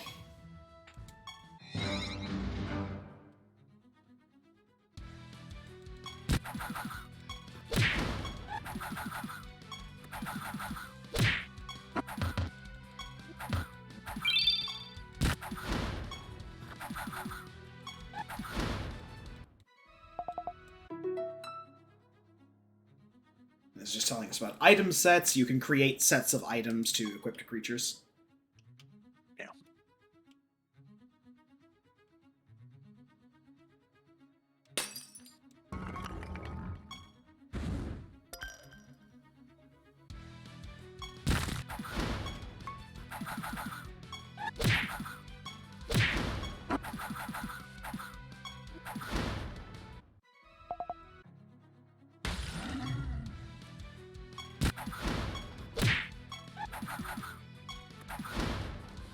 And you can really see the benefits of our maxed out perk. It's just with every fight. Slowly growing stats. Yeah. Like, even right now, with just the amount that we've done so far, we're able to pretty much wreck shop on anything that comes our way. We're doing triple-digit damage already with our Apocalypse.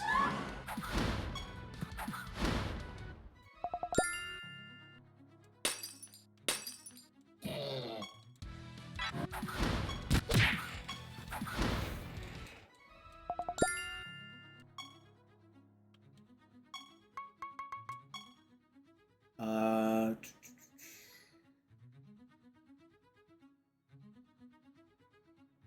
yeah, the Unicorn Vivifier did 228 damage critical. Yeah. The Terror Hound just did 132 raw damage.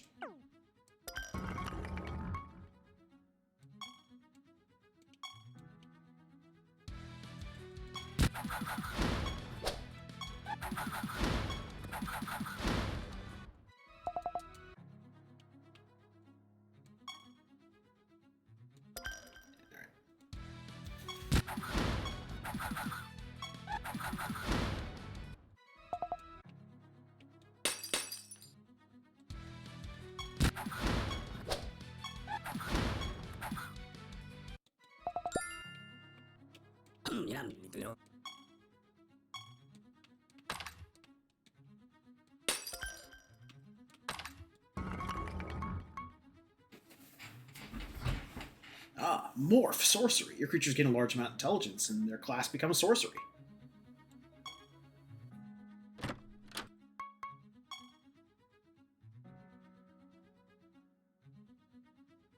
And we are looking for a treasure map, because the mission for this level is to find a treasure map and then find the treasure.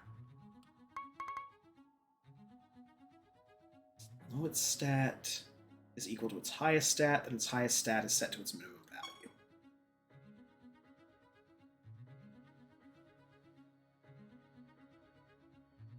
There's the treasure map.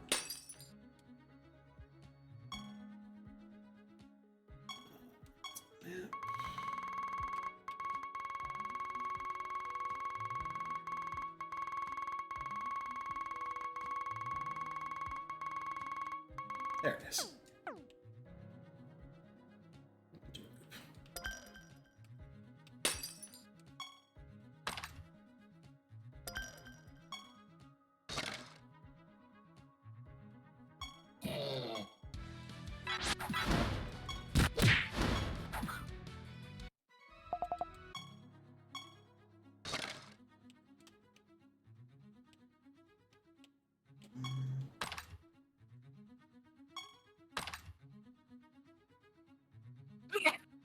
Darn it, didn't get to the mute switch in time. That's fine.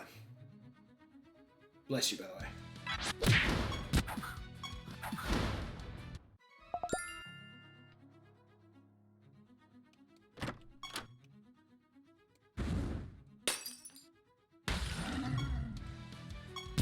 Got some Yetis. Go them Yetis who's boss.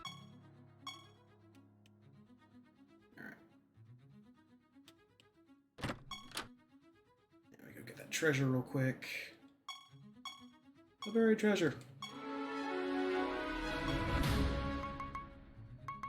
I got more pork points. Let's see.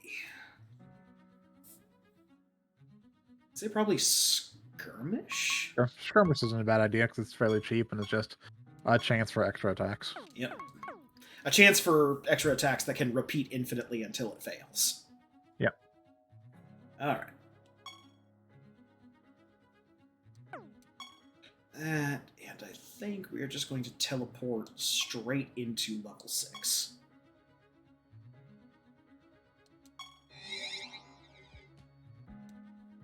The oversized turtle is casually snacking on what appears to be a completely useless debris, most likely the remnants of Azural's materials. This must be Myrtle. You shake your fist angrily at Myrtle and yell at her to cease her eating immediately. Myrtle slowly turns her head to stare at you. Never one to back down from confrontation, you stubbornly meet her gaze. In fact, today you're feeling extra confident, so you tip your head back and stare down your nose for added effect. Suddenly, Myrtle opens her mouth wide and makes a high-pitched "Ogh" sound while running towards you at surprisingly fast speed. Immediately, you turn and run away, allowing your creatures to loyally intercept the attack.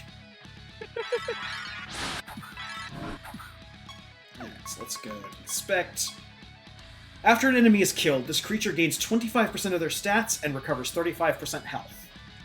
Don't die when fighting Myrtle. Eat your ass. Also, I think don't kill its minions. Kill it dead. No, after your enemies die. Oh, okay. Yeah, after an enemy is killed. So we don't have to worry about its allies dying. Yeah, I missed that. That would have been bad. Summon some minions.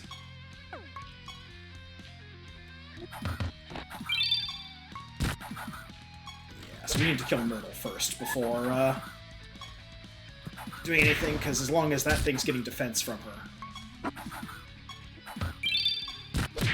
There we go.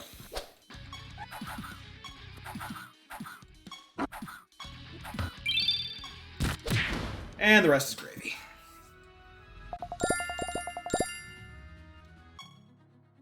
Brilliant! Bravo! That was a magnificent fight indeed. Thank you, Goblin, for ridding my realm of this menace. Unfortunately, it seems that Myrtle ate all of my materials, so I have none to give you.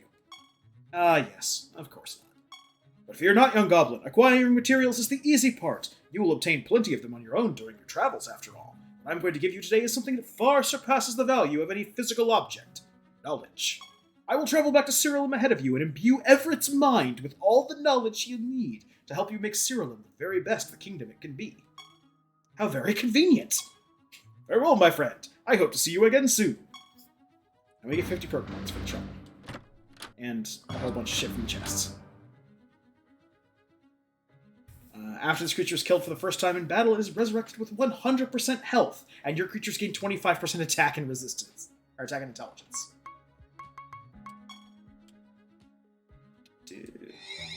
Alright. Goblin, you've returned! You'd never believe what just happened. Azuriel, yes, the god of winter himself, just appeared before me. He mentioned that in repayment for your deeds of valor, he would grant me the wisdom and knowledge we need to expand our kingdom. In truth, I know little about what happened next. My vision faltered, and what I believe was only a few moments later, I opened my eyes and Azuriel was gone. But my mind has been expanded in ways I never thought possible. I believe we are finally ready to upgrade our castle. Speak with me again when you are ready. From now on, you can come to me whenever you'd like to start a new project. Projects allow us to add new facilities to our castle, among plenty of other things. And he basically uses the tutorial.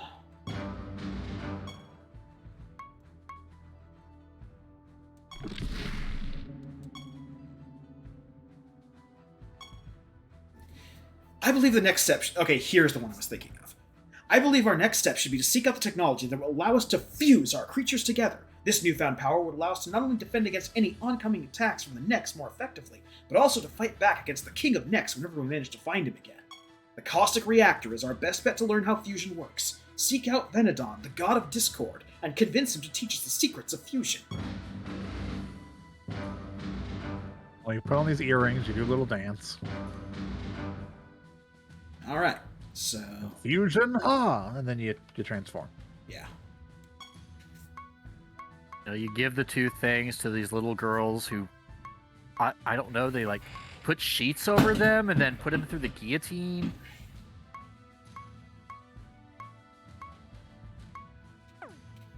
Here, there, stamp them into film reels. It's really weird.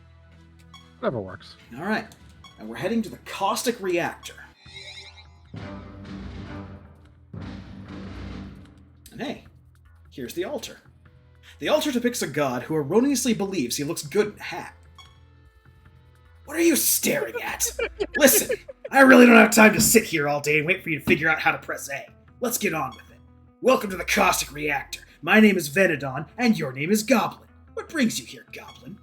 You explain that you're hoping to learn the secrets of fusion, so that you can combine the might of your creatures in order to... Fusion, yes, of course, that's my specialty. It's an easy process. Anyone can figure it out as long as they have the right tools. Unfortunately for you, a maniac ran off with all the gadgets and gizmos required to make fusion happen. You're going to need to track him down and most likely kill him to get my tools back. You ask for any pertinent details about the maniac, such as what he looks like, where he was last spotted, and any other... His name's Lloyd. He has a haircut like a mushroom, profuse acne, and an annoying voice, and the body type of a starchy vegetable. You'll find him at Realm Depth 9. You thank Venedon for the information, and disclose your relief at his straightforward nature. The other gods you've met are so long-winded and seem to prattle on and on for, "Yep, you're welcome, farewell." I love the writing in this game. We got perk points to spend. Last up, skirmish.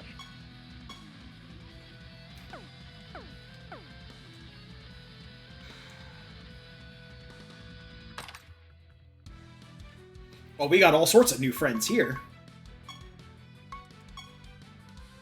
And we got the salamanders. This is the fire salamander in particular. Before your other creatures die, they cast one of their spells at random. This trait does not stack. We got Twisted Devils, who are part of the Devil family. This creature deals 200% more damage to sorcery creatures and takes 65% less damage from them. And we have a Carver, specifically a Wicked Carver. When this creature deals damage, it deals between 50% and 250% normal damage. Random mass damage. That's random mass damage, but with the potential for big damage. I like it.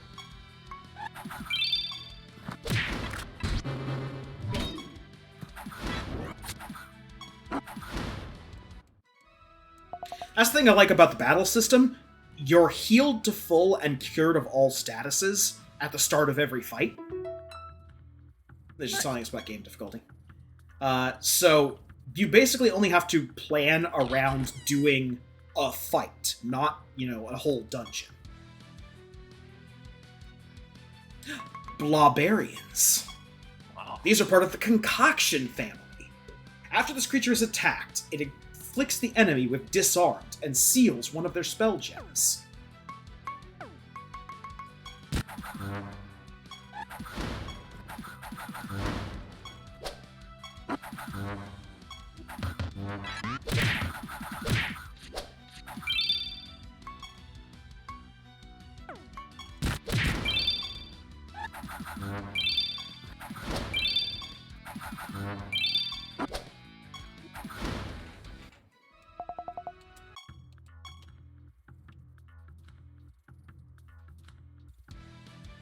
Oh, another new guy. These are part of the Smog family, a noxious smog.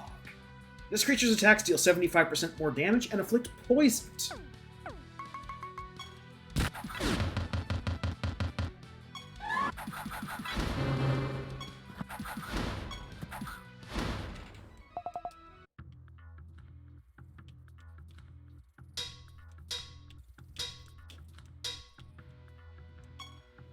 You're joined by Late Vincent.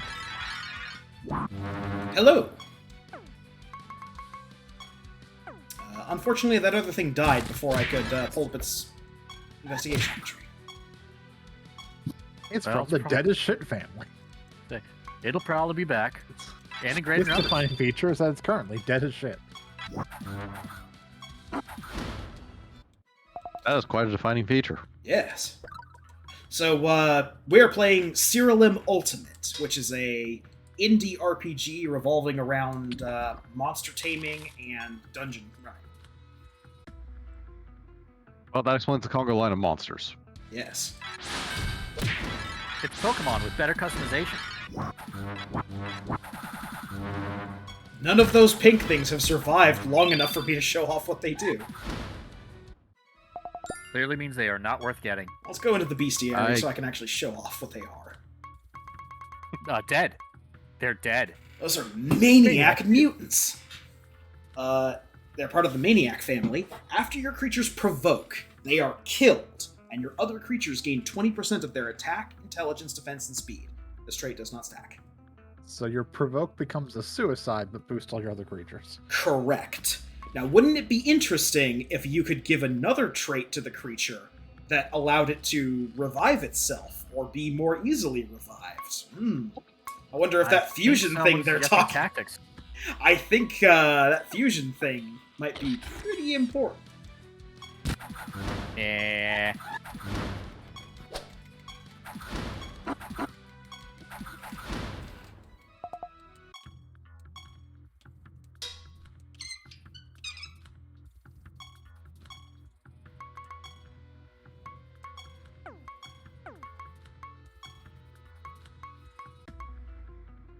There it is. Pump Drill. This is a spade trick slot item. Creature has additional spell gem slots. Good for casters.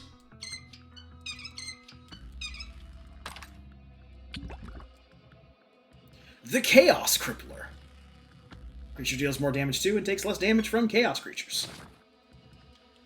One of those exists for each type, rather obviously. Hey, Orbital Strike! Target takes a devastating amount of damage and loses a small amount of defense.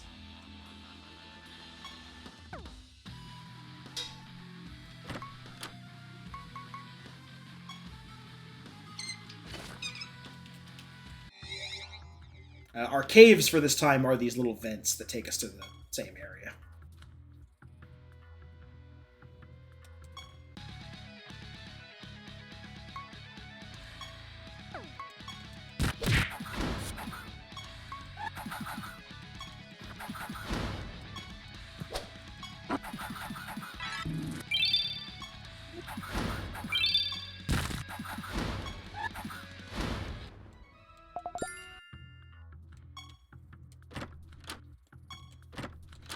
So, Vince, to catch you up on the story as a whole, we are the ruler of Sira, which is one of the many kingdoms that inhabit this land. And one of the outlying kingdoms, the Kingdom of Nex, has the ultimate Nether Orb, a mythical orb that no one was sure existed, but grants infinite power to its wielder. So we are questing through the lands to try and get the support of the gods so that they will help us get the ultimate Nether Orb back and keep it from being used for evil. We were told that we need to do this by a sleep paralysis demon, Yes. who goes by the name of Caliban, making this a weird sequel to Disney's Halloween Town film franchise. Also, I don't trust that sleep paralysis demon as far as we can throw him. Also, we're probably the baddies. That's less important than the question that does raise. Is this also a musical? Not yet. No. Oh.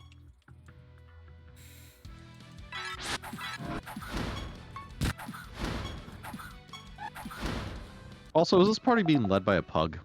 Yes. Yes, Okay. we unlocked a special outfit that turns us into a pug, and I immediately went and put it on.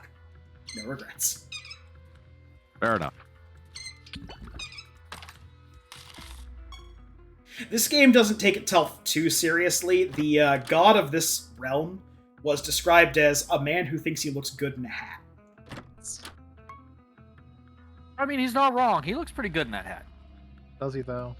Sting mark. I mean, we haven't seen what he looks like without the hat. That's Fair. important. We cannot compare an unhatted form. He is also in like a trench coat with a pair of guns for some reason. Yep. He's the god of discord.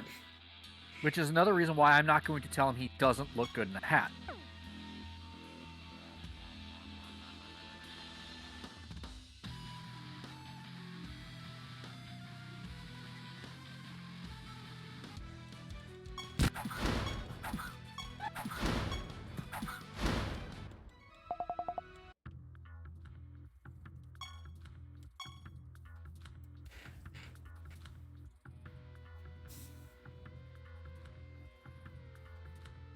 Yes, so Venedon's special creatures are the Tox Dwellers, which revolve around the bomb debuff. And manipulating the bomb debuff for shenanigans.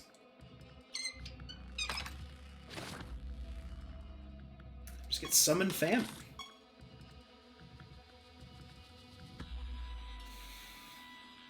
Each of the 4 Horsemen of the Apocalypse exists as a debuff, or not as a debuff, as a minion summon. The Necromancer gets a special perk where if a creature has all 4 Horsemen of the Apocalypse as minions, it will cast End Days on its turn.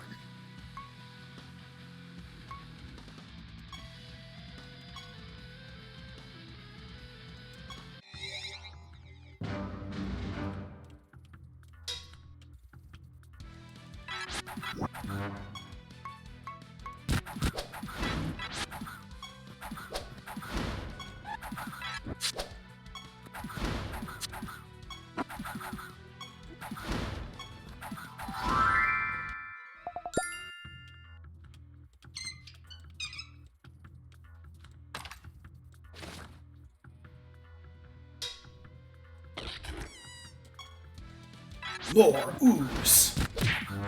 Barbarians. Ooh.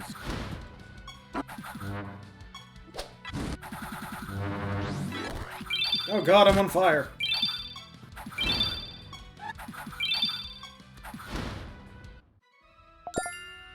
Okay, the fire doesn't matter anymore. Thankfully, the fire obeys all the laws of turn-based physics. Yep.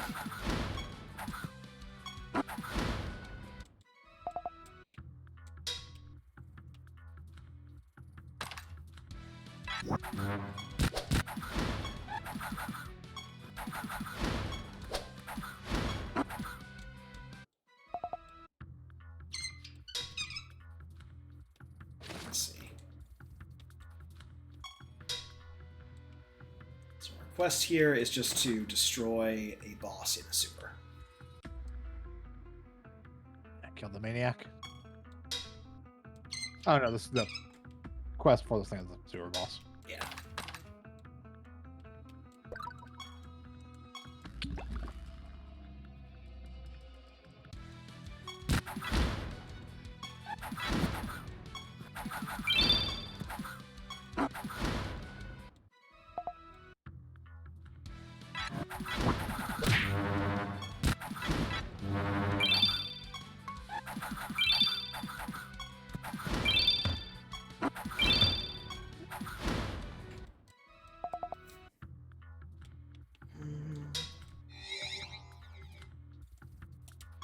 Speak of the devil. Ha ha. A devil joke. I get it. I don't like it, but I get it. As long as it's not a Joker joke.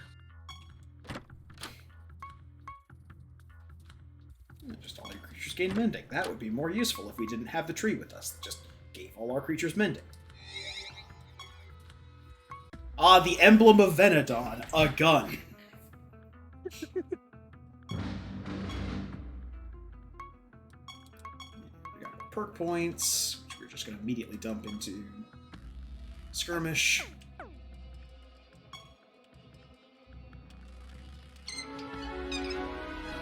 Got rank 2.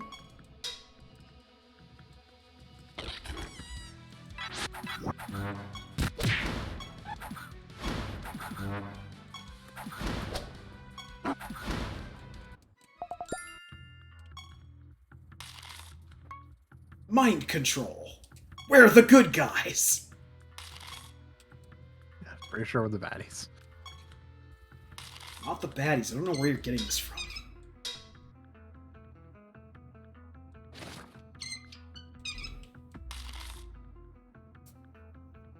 Healing. Yeah, no, good people practice mind control all the time. Yeah. All the.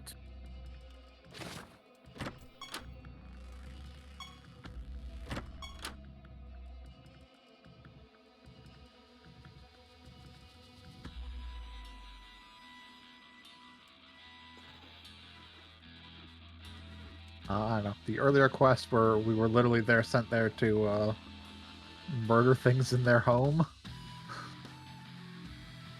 isn't helping with the non-baddies thing.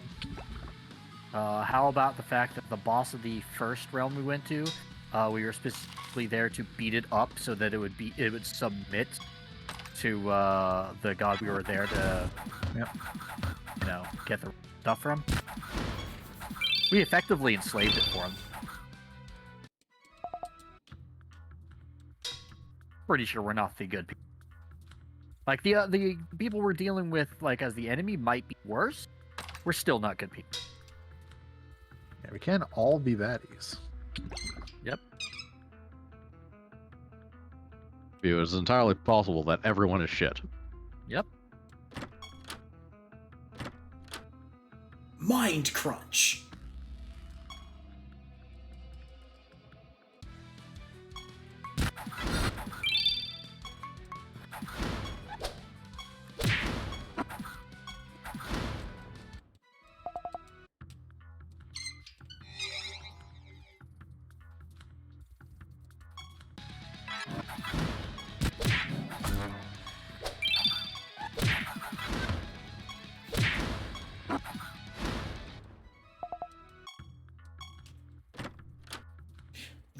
Curse of Gimli. Curse of Gimli. Enemies are afflicted with a random debuff for every 3 stacks of zombies the caster has. This is useless to us because we have no source of zombies, but if we ever had zombies in the future, look out.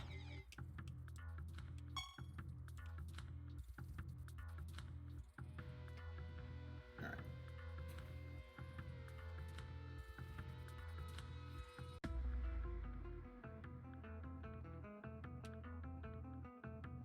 You ever suspected the game gets all of its names from a random generator? An algorithm has been trained to just make names.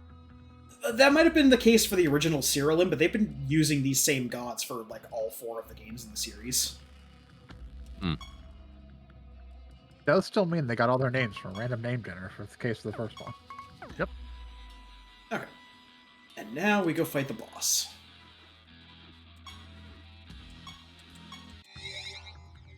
Alright. This must be Lloyd.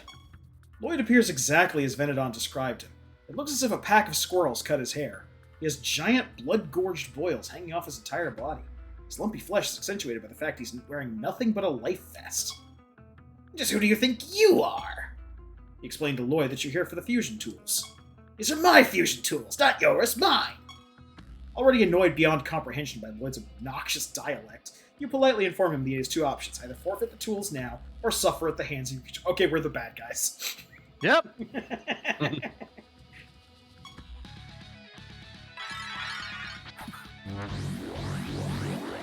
Okay. Lloyd's specialty is pumpkin pie haircutted freak. After an enemy attacks, they are afflicted with scorn. After an enemy casts a spell, they are afflicted with silenced. After this creature afflicts an enemy with either of these debuffs, it gains 5% stats.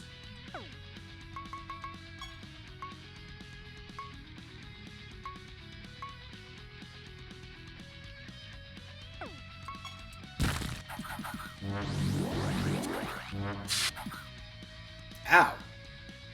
That was quick. Oof. That's okay, the Vivifier got him.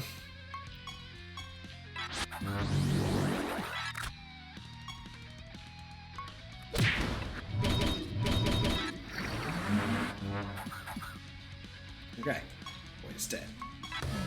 Summon the Horde. A horde, you say? Summon Horde is an ability that gives each of the monsters a minion buff for each monster we have of the same class as the summoner. In this case is 1, but if we had more death stuff, we could get more summons.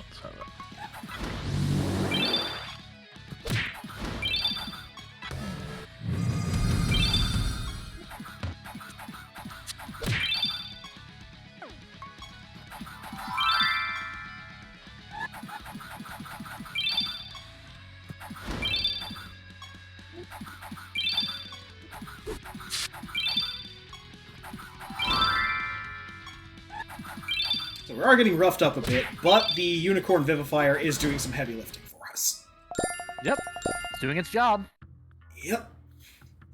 Just as your creatures deal a finishing blow to Lloyd, his boils explode, spraying a thick mist of warm pus all over the room. Disgusting, you hastily order your creatures to gather the fusion tools you've sacrificed so much sanity to obtain. You should head back to Sira and tell Everett the good news. Get 50 growth points.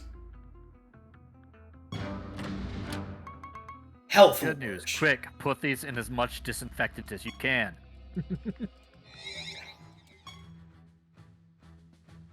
Glad to see you've returned safe and sound, and judging by all those contraptions your creatures are carrying, I'm assuming your journey was a fruitful one. Let's see if we can figure out how to fuse your creatures together. First, place the fusion station somewhere in the castle. Something decoration tutorial.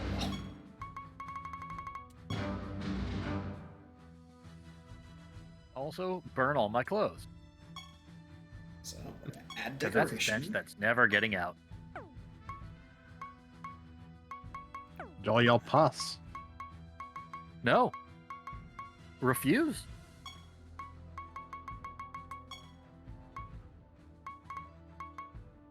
There we go.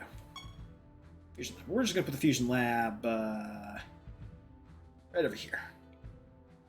Alternatively, if you're worried about smells, the easier way to fix this is just simply cut off your own nose. As a bonus, it also spices your face.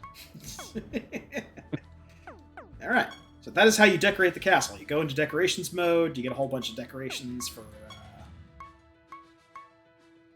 the castle. I'm going to go to marble floors because I like the marble floors.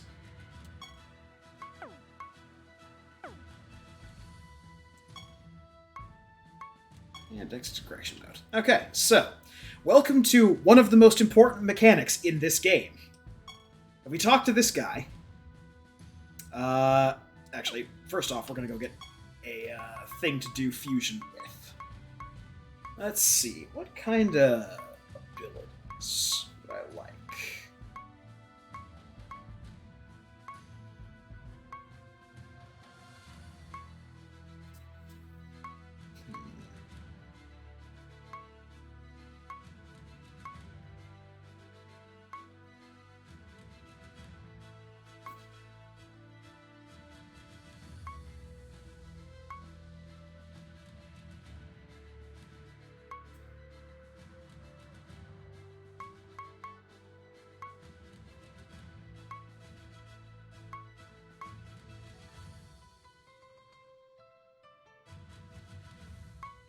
Let's go ahead and just, for an example, do the Gargantuan here. So we're going to summon this Gargantuan. The Gargantuan goes to the menagerie because we're full up on people in our active party. Yep. So now, we go into fusion. We can take any two monsters in the game that we have in our menagerie or party and perform the fusion. The way it works is you choose the base creature. Get them to dance. So, for example, let's take like this Terror Hound, for example. Their power levels have to match. And we're going to fuse the Terror Hound with the Gargantuan. We can fuse it with anything else here. And as you can see, it does transfer colors from one to the other. We get to choose which color combination it gets. Yeah, you can choose any of the four that are on that side over there. So actually...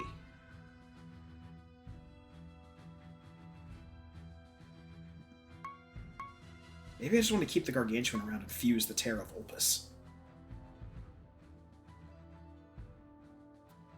Nah. Just use the Gargantuan. We can choose any of its things. So how this works is monsters fuse. If we look over here, it retains the type of the first creature, but the class of the second.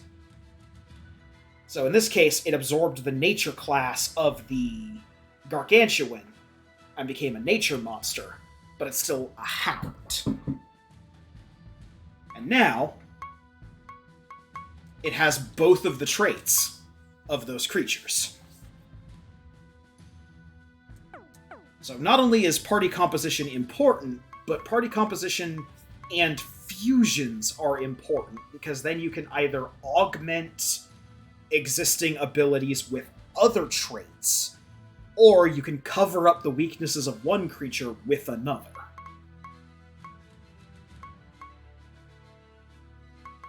Is it a max of 2 traits, or can you just fuse out ad infinitum? The maximum amount you can get on them is 3. 2 from fusion, because you can only fuse with one other creature. And then all of the pieces of materials that we've been collecting that go in the heart trait slot are copies of traits from other monsters. So like somewhere in the game, there's a creature with the ability Soul Steal.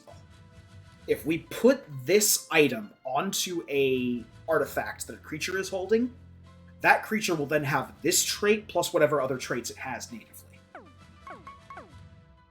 So the max you can have is 3.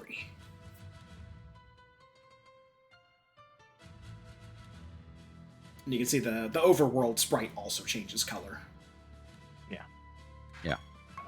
Is there anything else I want to fuse in?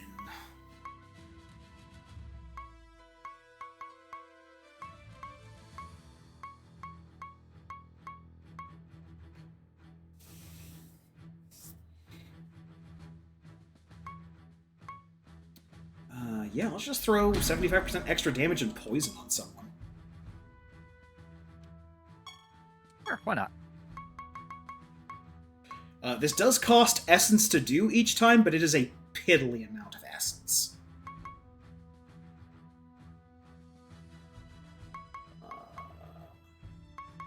Now, the one downside of fusing that thing into our Death Hound is that since it's type changed, it can't use the spell it had. Yes, you are correct. So what we should have done is fuse Death Hounds into other things, so we could get more death types. Yeah. Terror Hound. Because that would mean that we would also get more usefulness out of the give everyone minion spells. Yeah. This guy was just being used as a trial run to show off how it works. Realistically, I should have fused the Colossus with, like, the end here. But that's fine.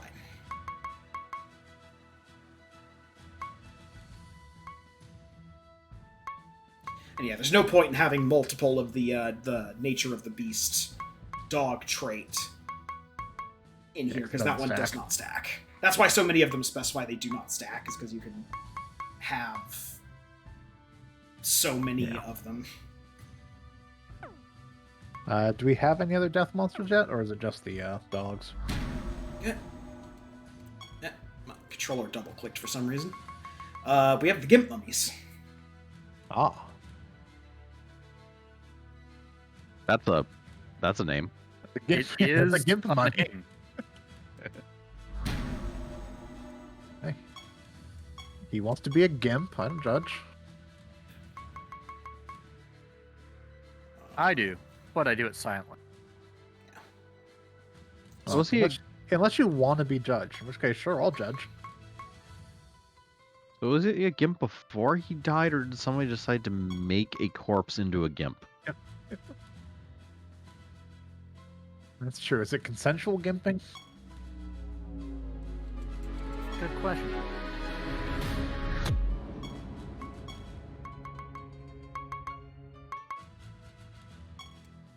Considering the themes of this game, I doubt anything is consensual. Yeah, we are definitely not good.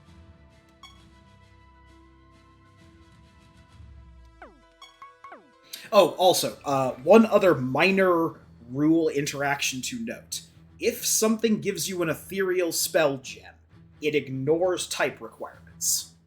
So, like, if we were to throw Generosity onto the summon minions thing, it would be on all of our creatures regardless of what type they are.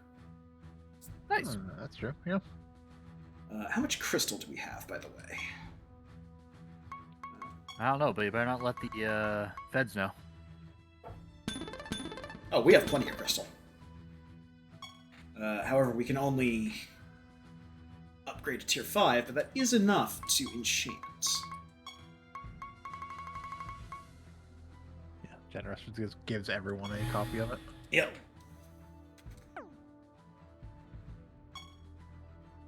Achievement earned. The Nerd. Nerd! Sorry, it's a habit.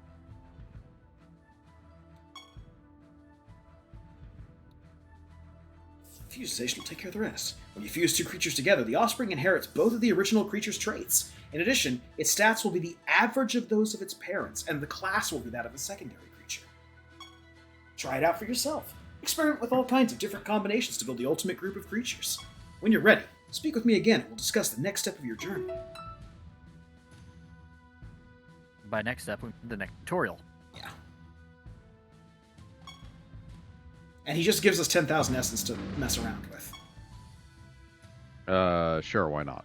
It has been quite some time since we last heard from Hebron and Demos. I'd expected their return by now, or at least to receive some semblance of communication from them. I fear they may be in trouble. Goblin, I hate to pull time away from our main objective.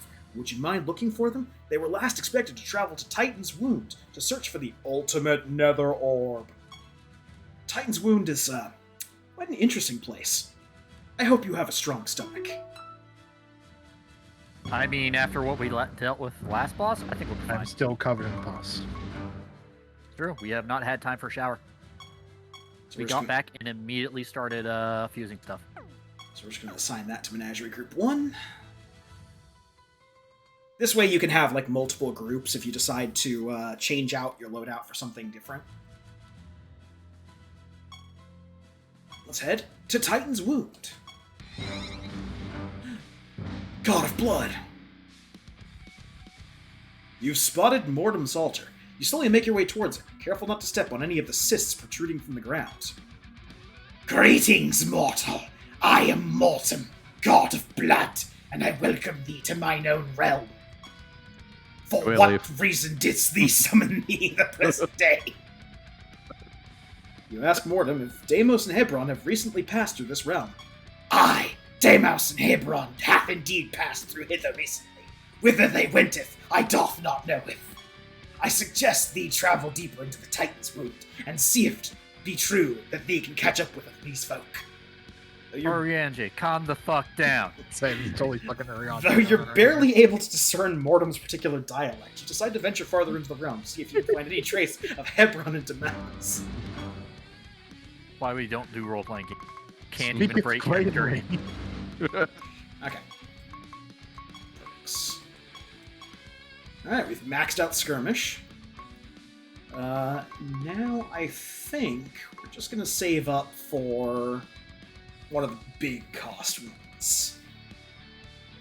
Just to... Actually, that's why I have it small. It's pretty settings.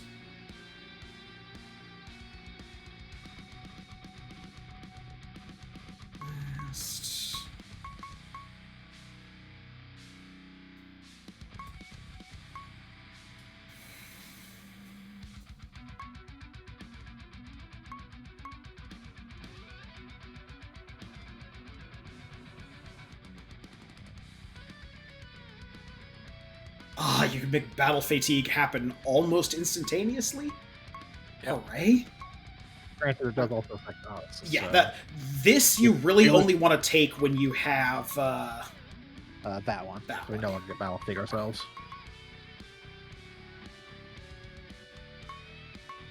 Yeah, everything else is 100, except for Blitzkrieg. I'm still a fan of the one that's just 5% damage, 5% yeah. less damage. So we'll save up for Onslaught.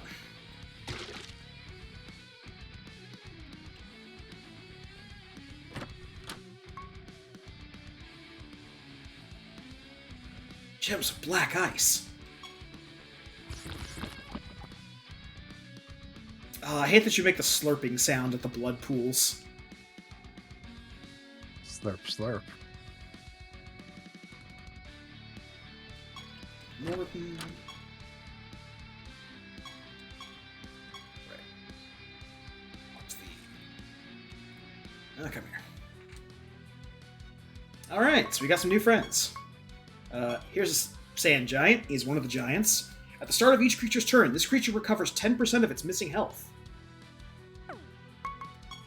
And, the Oculum Leech, which is part of the Leech family. Your creatures always have leeching and receive 30% more healing.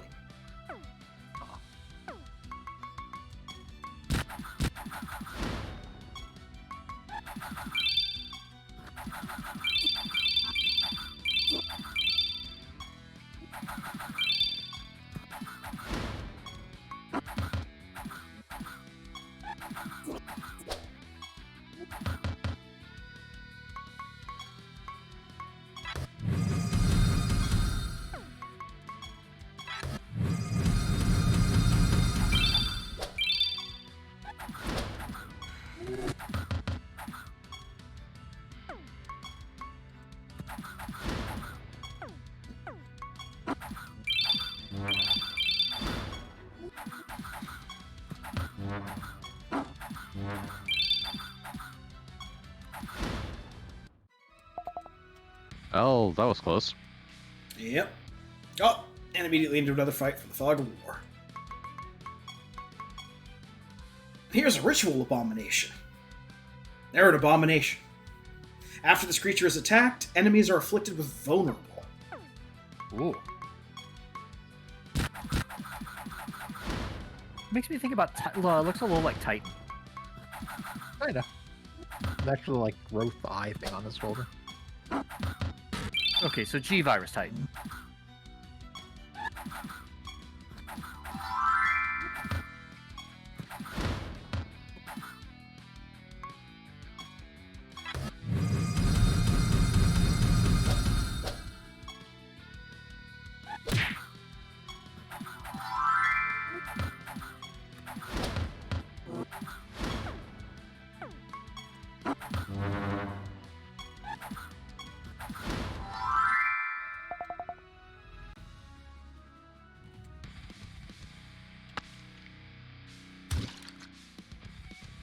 The effigy appears to be dead and yet alive at the same time. It seems to be enchanted by some sort of dark force. But what could the source of such magic?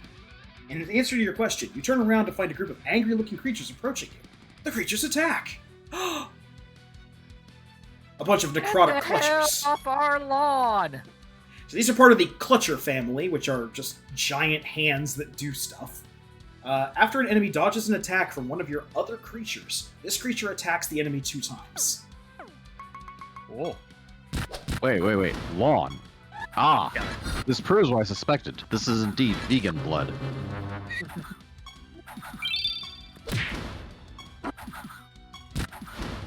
Only vegans have lawns. Well, no, but if you're, if the blood happens to be a lawn, then therefore it's a plant and therefore vegan. I mean, you'd be vegetarian. It'd be both. I actually meant to say vegetation, but All vegans are vegetarians. But not all vegetarians are vegan. But how many vegans are vegetation themselves? Let's see. Most Plants. The vast majority of plants.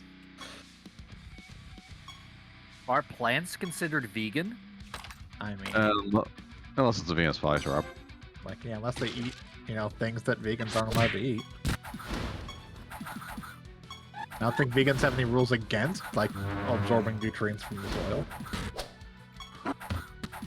So I can say, does vegetation typically eat other plant matter directly? Decaying plant matter turns into nutrients for them. Yeah, well, so does animal matter. Sure.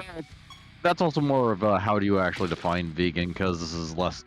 It's less about what your diet consists of and more about dietary restrictions with vegan. So by simple fact of it not eating anything from the animal kingdom. An Ossine! When your creatures are resurrected, they are resurrected with 100% additional health. If this amount exceeds their maximum health increases by an amount equal to the difference. This trait does not stack. Cute. So if you have things that die and get revived repeatedly, the Ossines can be very valuable to add to... Well, it also gives you just more health anytime you are resurrected. You basically get whatever you're healed for, plus an extra entire health bar.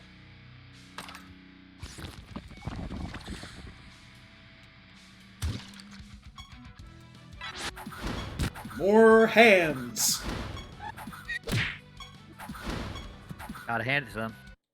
Heyo.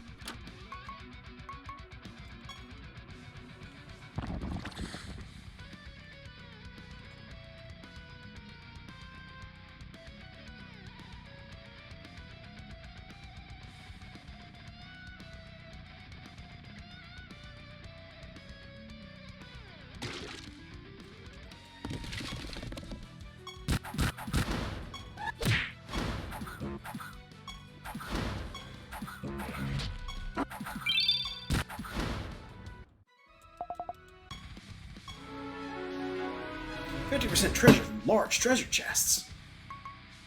Woo! Also, a heart trait slot item for Paradigm. After this creature is attacked, it attacks the enemy.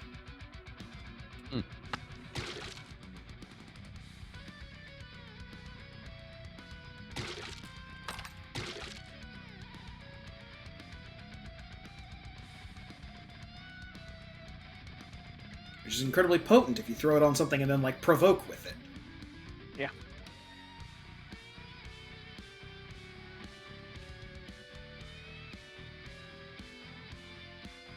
I'm beginning to believe the meta for this game is all about getting the right combos of traits. Yes! That is the correct answer. It's just, is getting the right traits on the right monsters, equipping them with the right artifacts to give them additional traits, making sure that the traits align with the perks you have, or even further stuff, because it's at some point we're going to get to the level where there are more apocalypses. And I can start stacking additional, you know, as the fight goes on buffs. Apocalypses, you say? Yes. It's a creature type. The starter creature that we have is called the Inox Apocalypse. It is of the Apocalypse type. And we got a street lantern for our castle. How pretty. Now to get a street. Okay.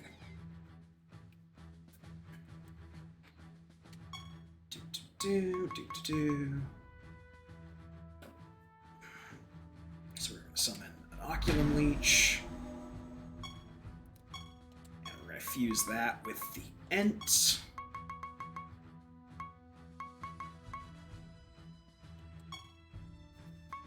And make an evil tree!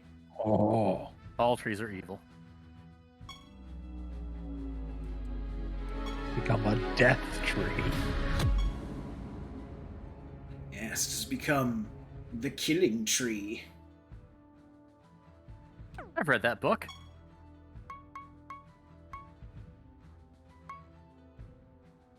The kind of tree you can make a deathbed out of. I've seen that terrible movie. We've all seen that terrible movie.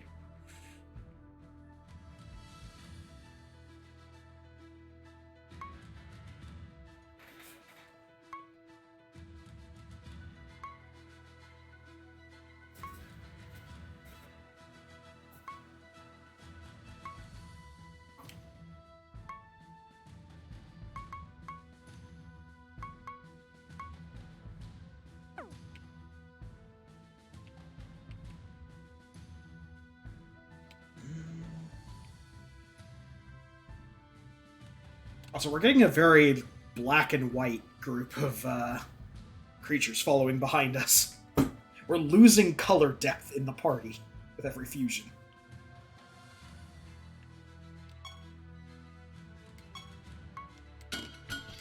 Because we're such great people.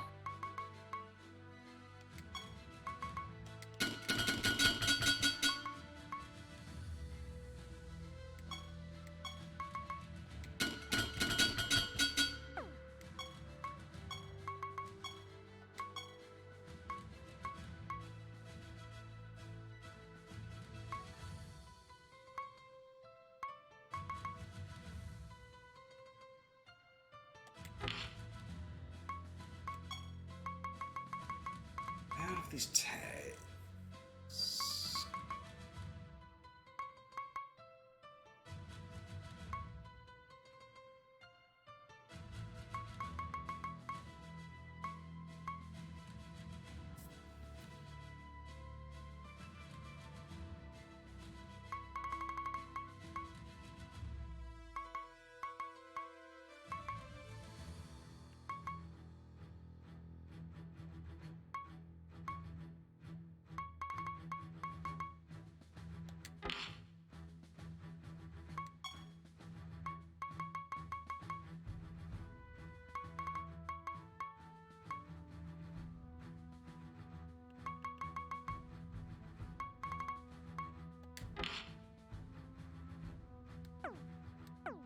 And also, a useful ability, you can just name a weapon.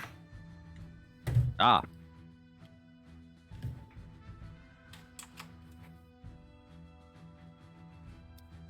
Alright, why are you naming your sword?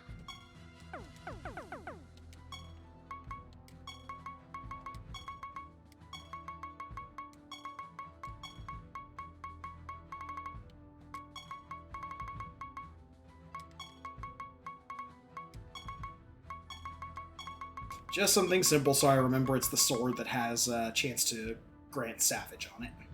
Savage sword.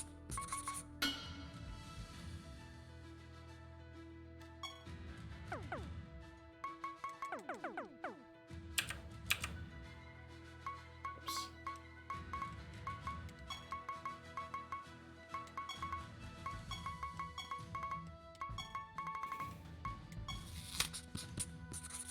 Well, it's just sword.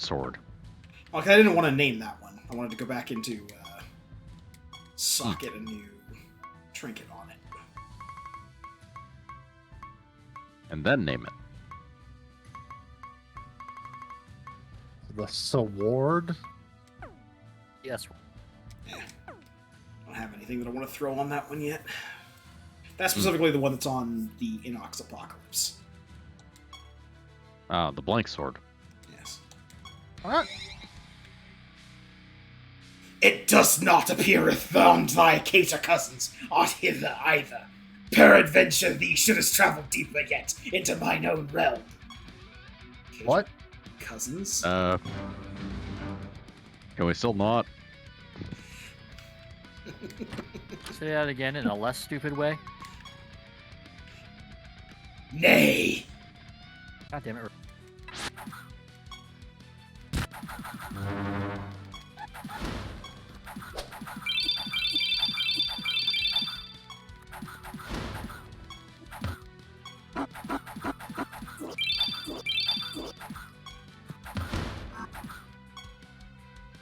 You seem to be losing. You seem to all be dead. Yep.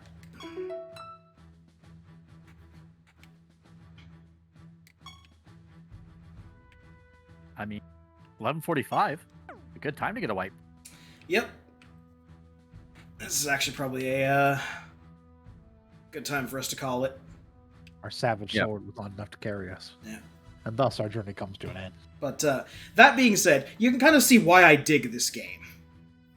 It is a ridiculously in-depth system that rewards however much time you're willing to put into, crafting the perfect team, and every single new enemy you fight is a new trait that can give you a new idea for a whole new group. As you go through the game, you can unlock the other specializations without having to start a new game. So you can just switch your classification on the fly, including to some specializations that you can't choose at the beginning of the game.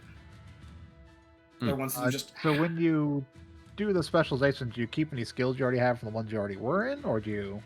No. You get an equal number of perk points for all of them. Okay. So you can respec or you can put points into all your new perks. Perks. But you do not get to keep all of the traits from your old job. The exception to this is once you have unlocked every other job, there is another job you can unlock called Royal, which allows you to mix and match certain perks. But you have to unlock all of the other specializations first to do that.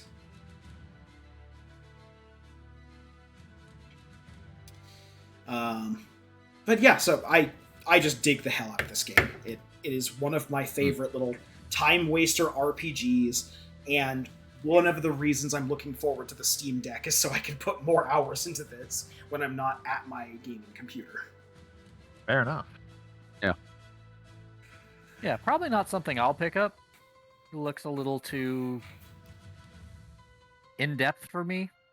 I've got enough RPGs. I don't need to add one that actually requires thought onto that list. But it looks like it's a fun game nonetheless. Yeah, that's fair enough. This game is like, I want to say it's $19.99 normally, and it's another one of those games that goes on sale all the freaking time. It just came out of early access into 1.0. Nice. Which is one of the reasons I was holding off on doing a session on it until A, we had a free night to do it, and B, it was in 1.0. Yeah. Because That makes sense. every update they added a significant number of new features, monsters, quality of life improvements. They work the hell out of themselves to make this game good. But anyway, with that being said, thank you for joining us here at Sound Goblin Gaming. Join us tomorrow for our Tales of Berseria playthrough. And join us on Monday for more Monday Night Smite. Indeed. And hopefully, internet permitting, join us on Tuesday for the continuation of our battle against the crab. That menace from the sea in Phoenix Point. It was awful that it snipped the line last time for the deep sea internet power or deep sea internet cable, so we couldn't continue our battle. Absolutely This insidious. Will be different. They're a wily foe. And of course, join us back here on Saturday for what will probably be another one-off game. Until then, I've been your host, the Krampus. I've been Hunter Green. And I'm Vincent. Alright, remember, fusion is all fun and games until you make an abomination. Then you have to build an abomination party around the abomination, and things just get a little out of hand. Have a good one, everyone.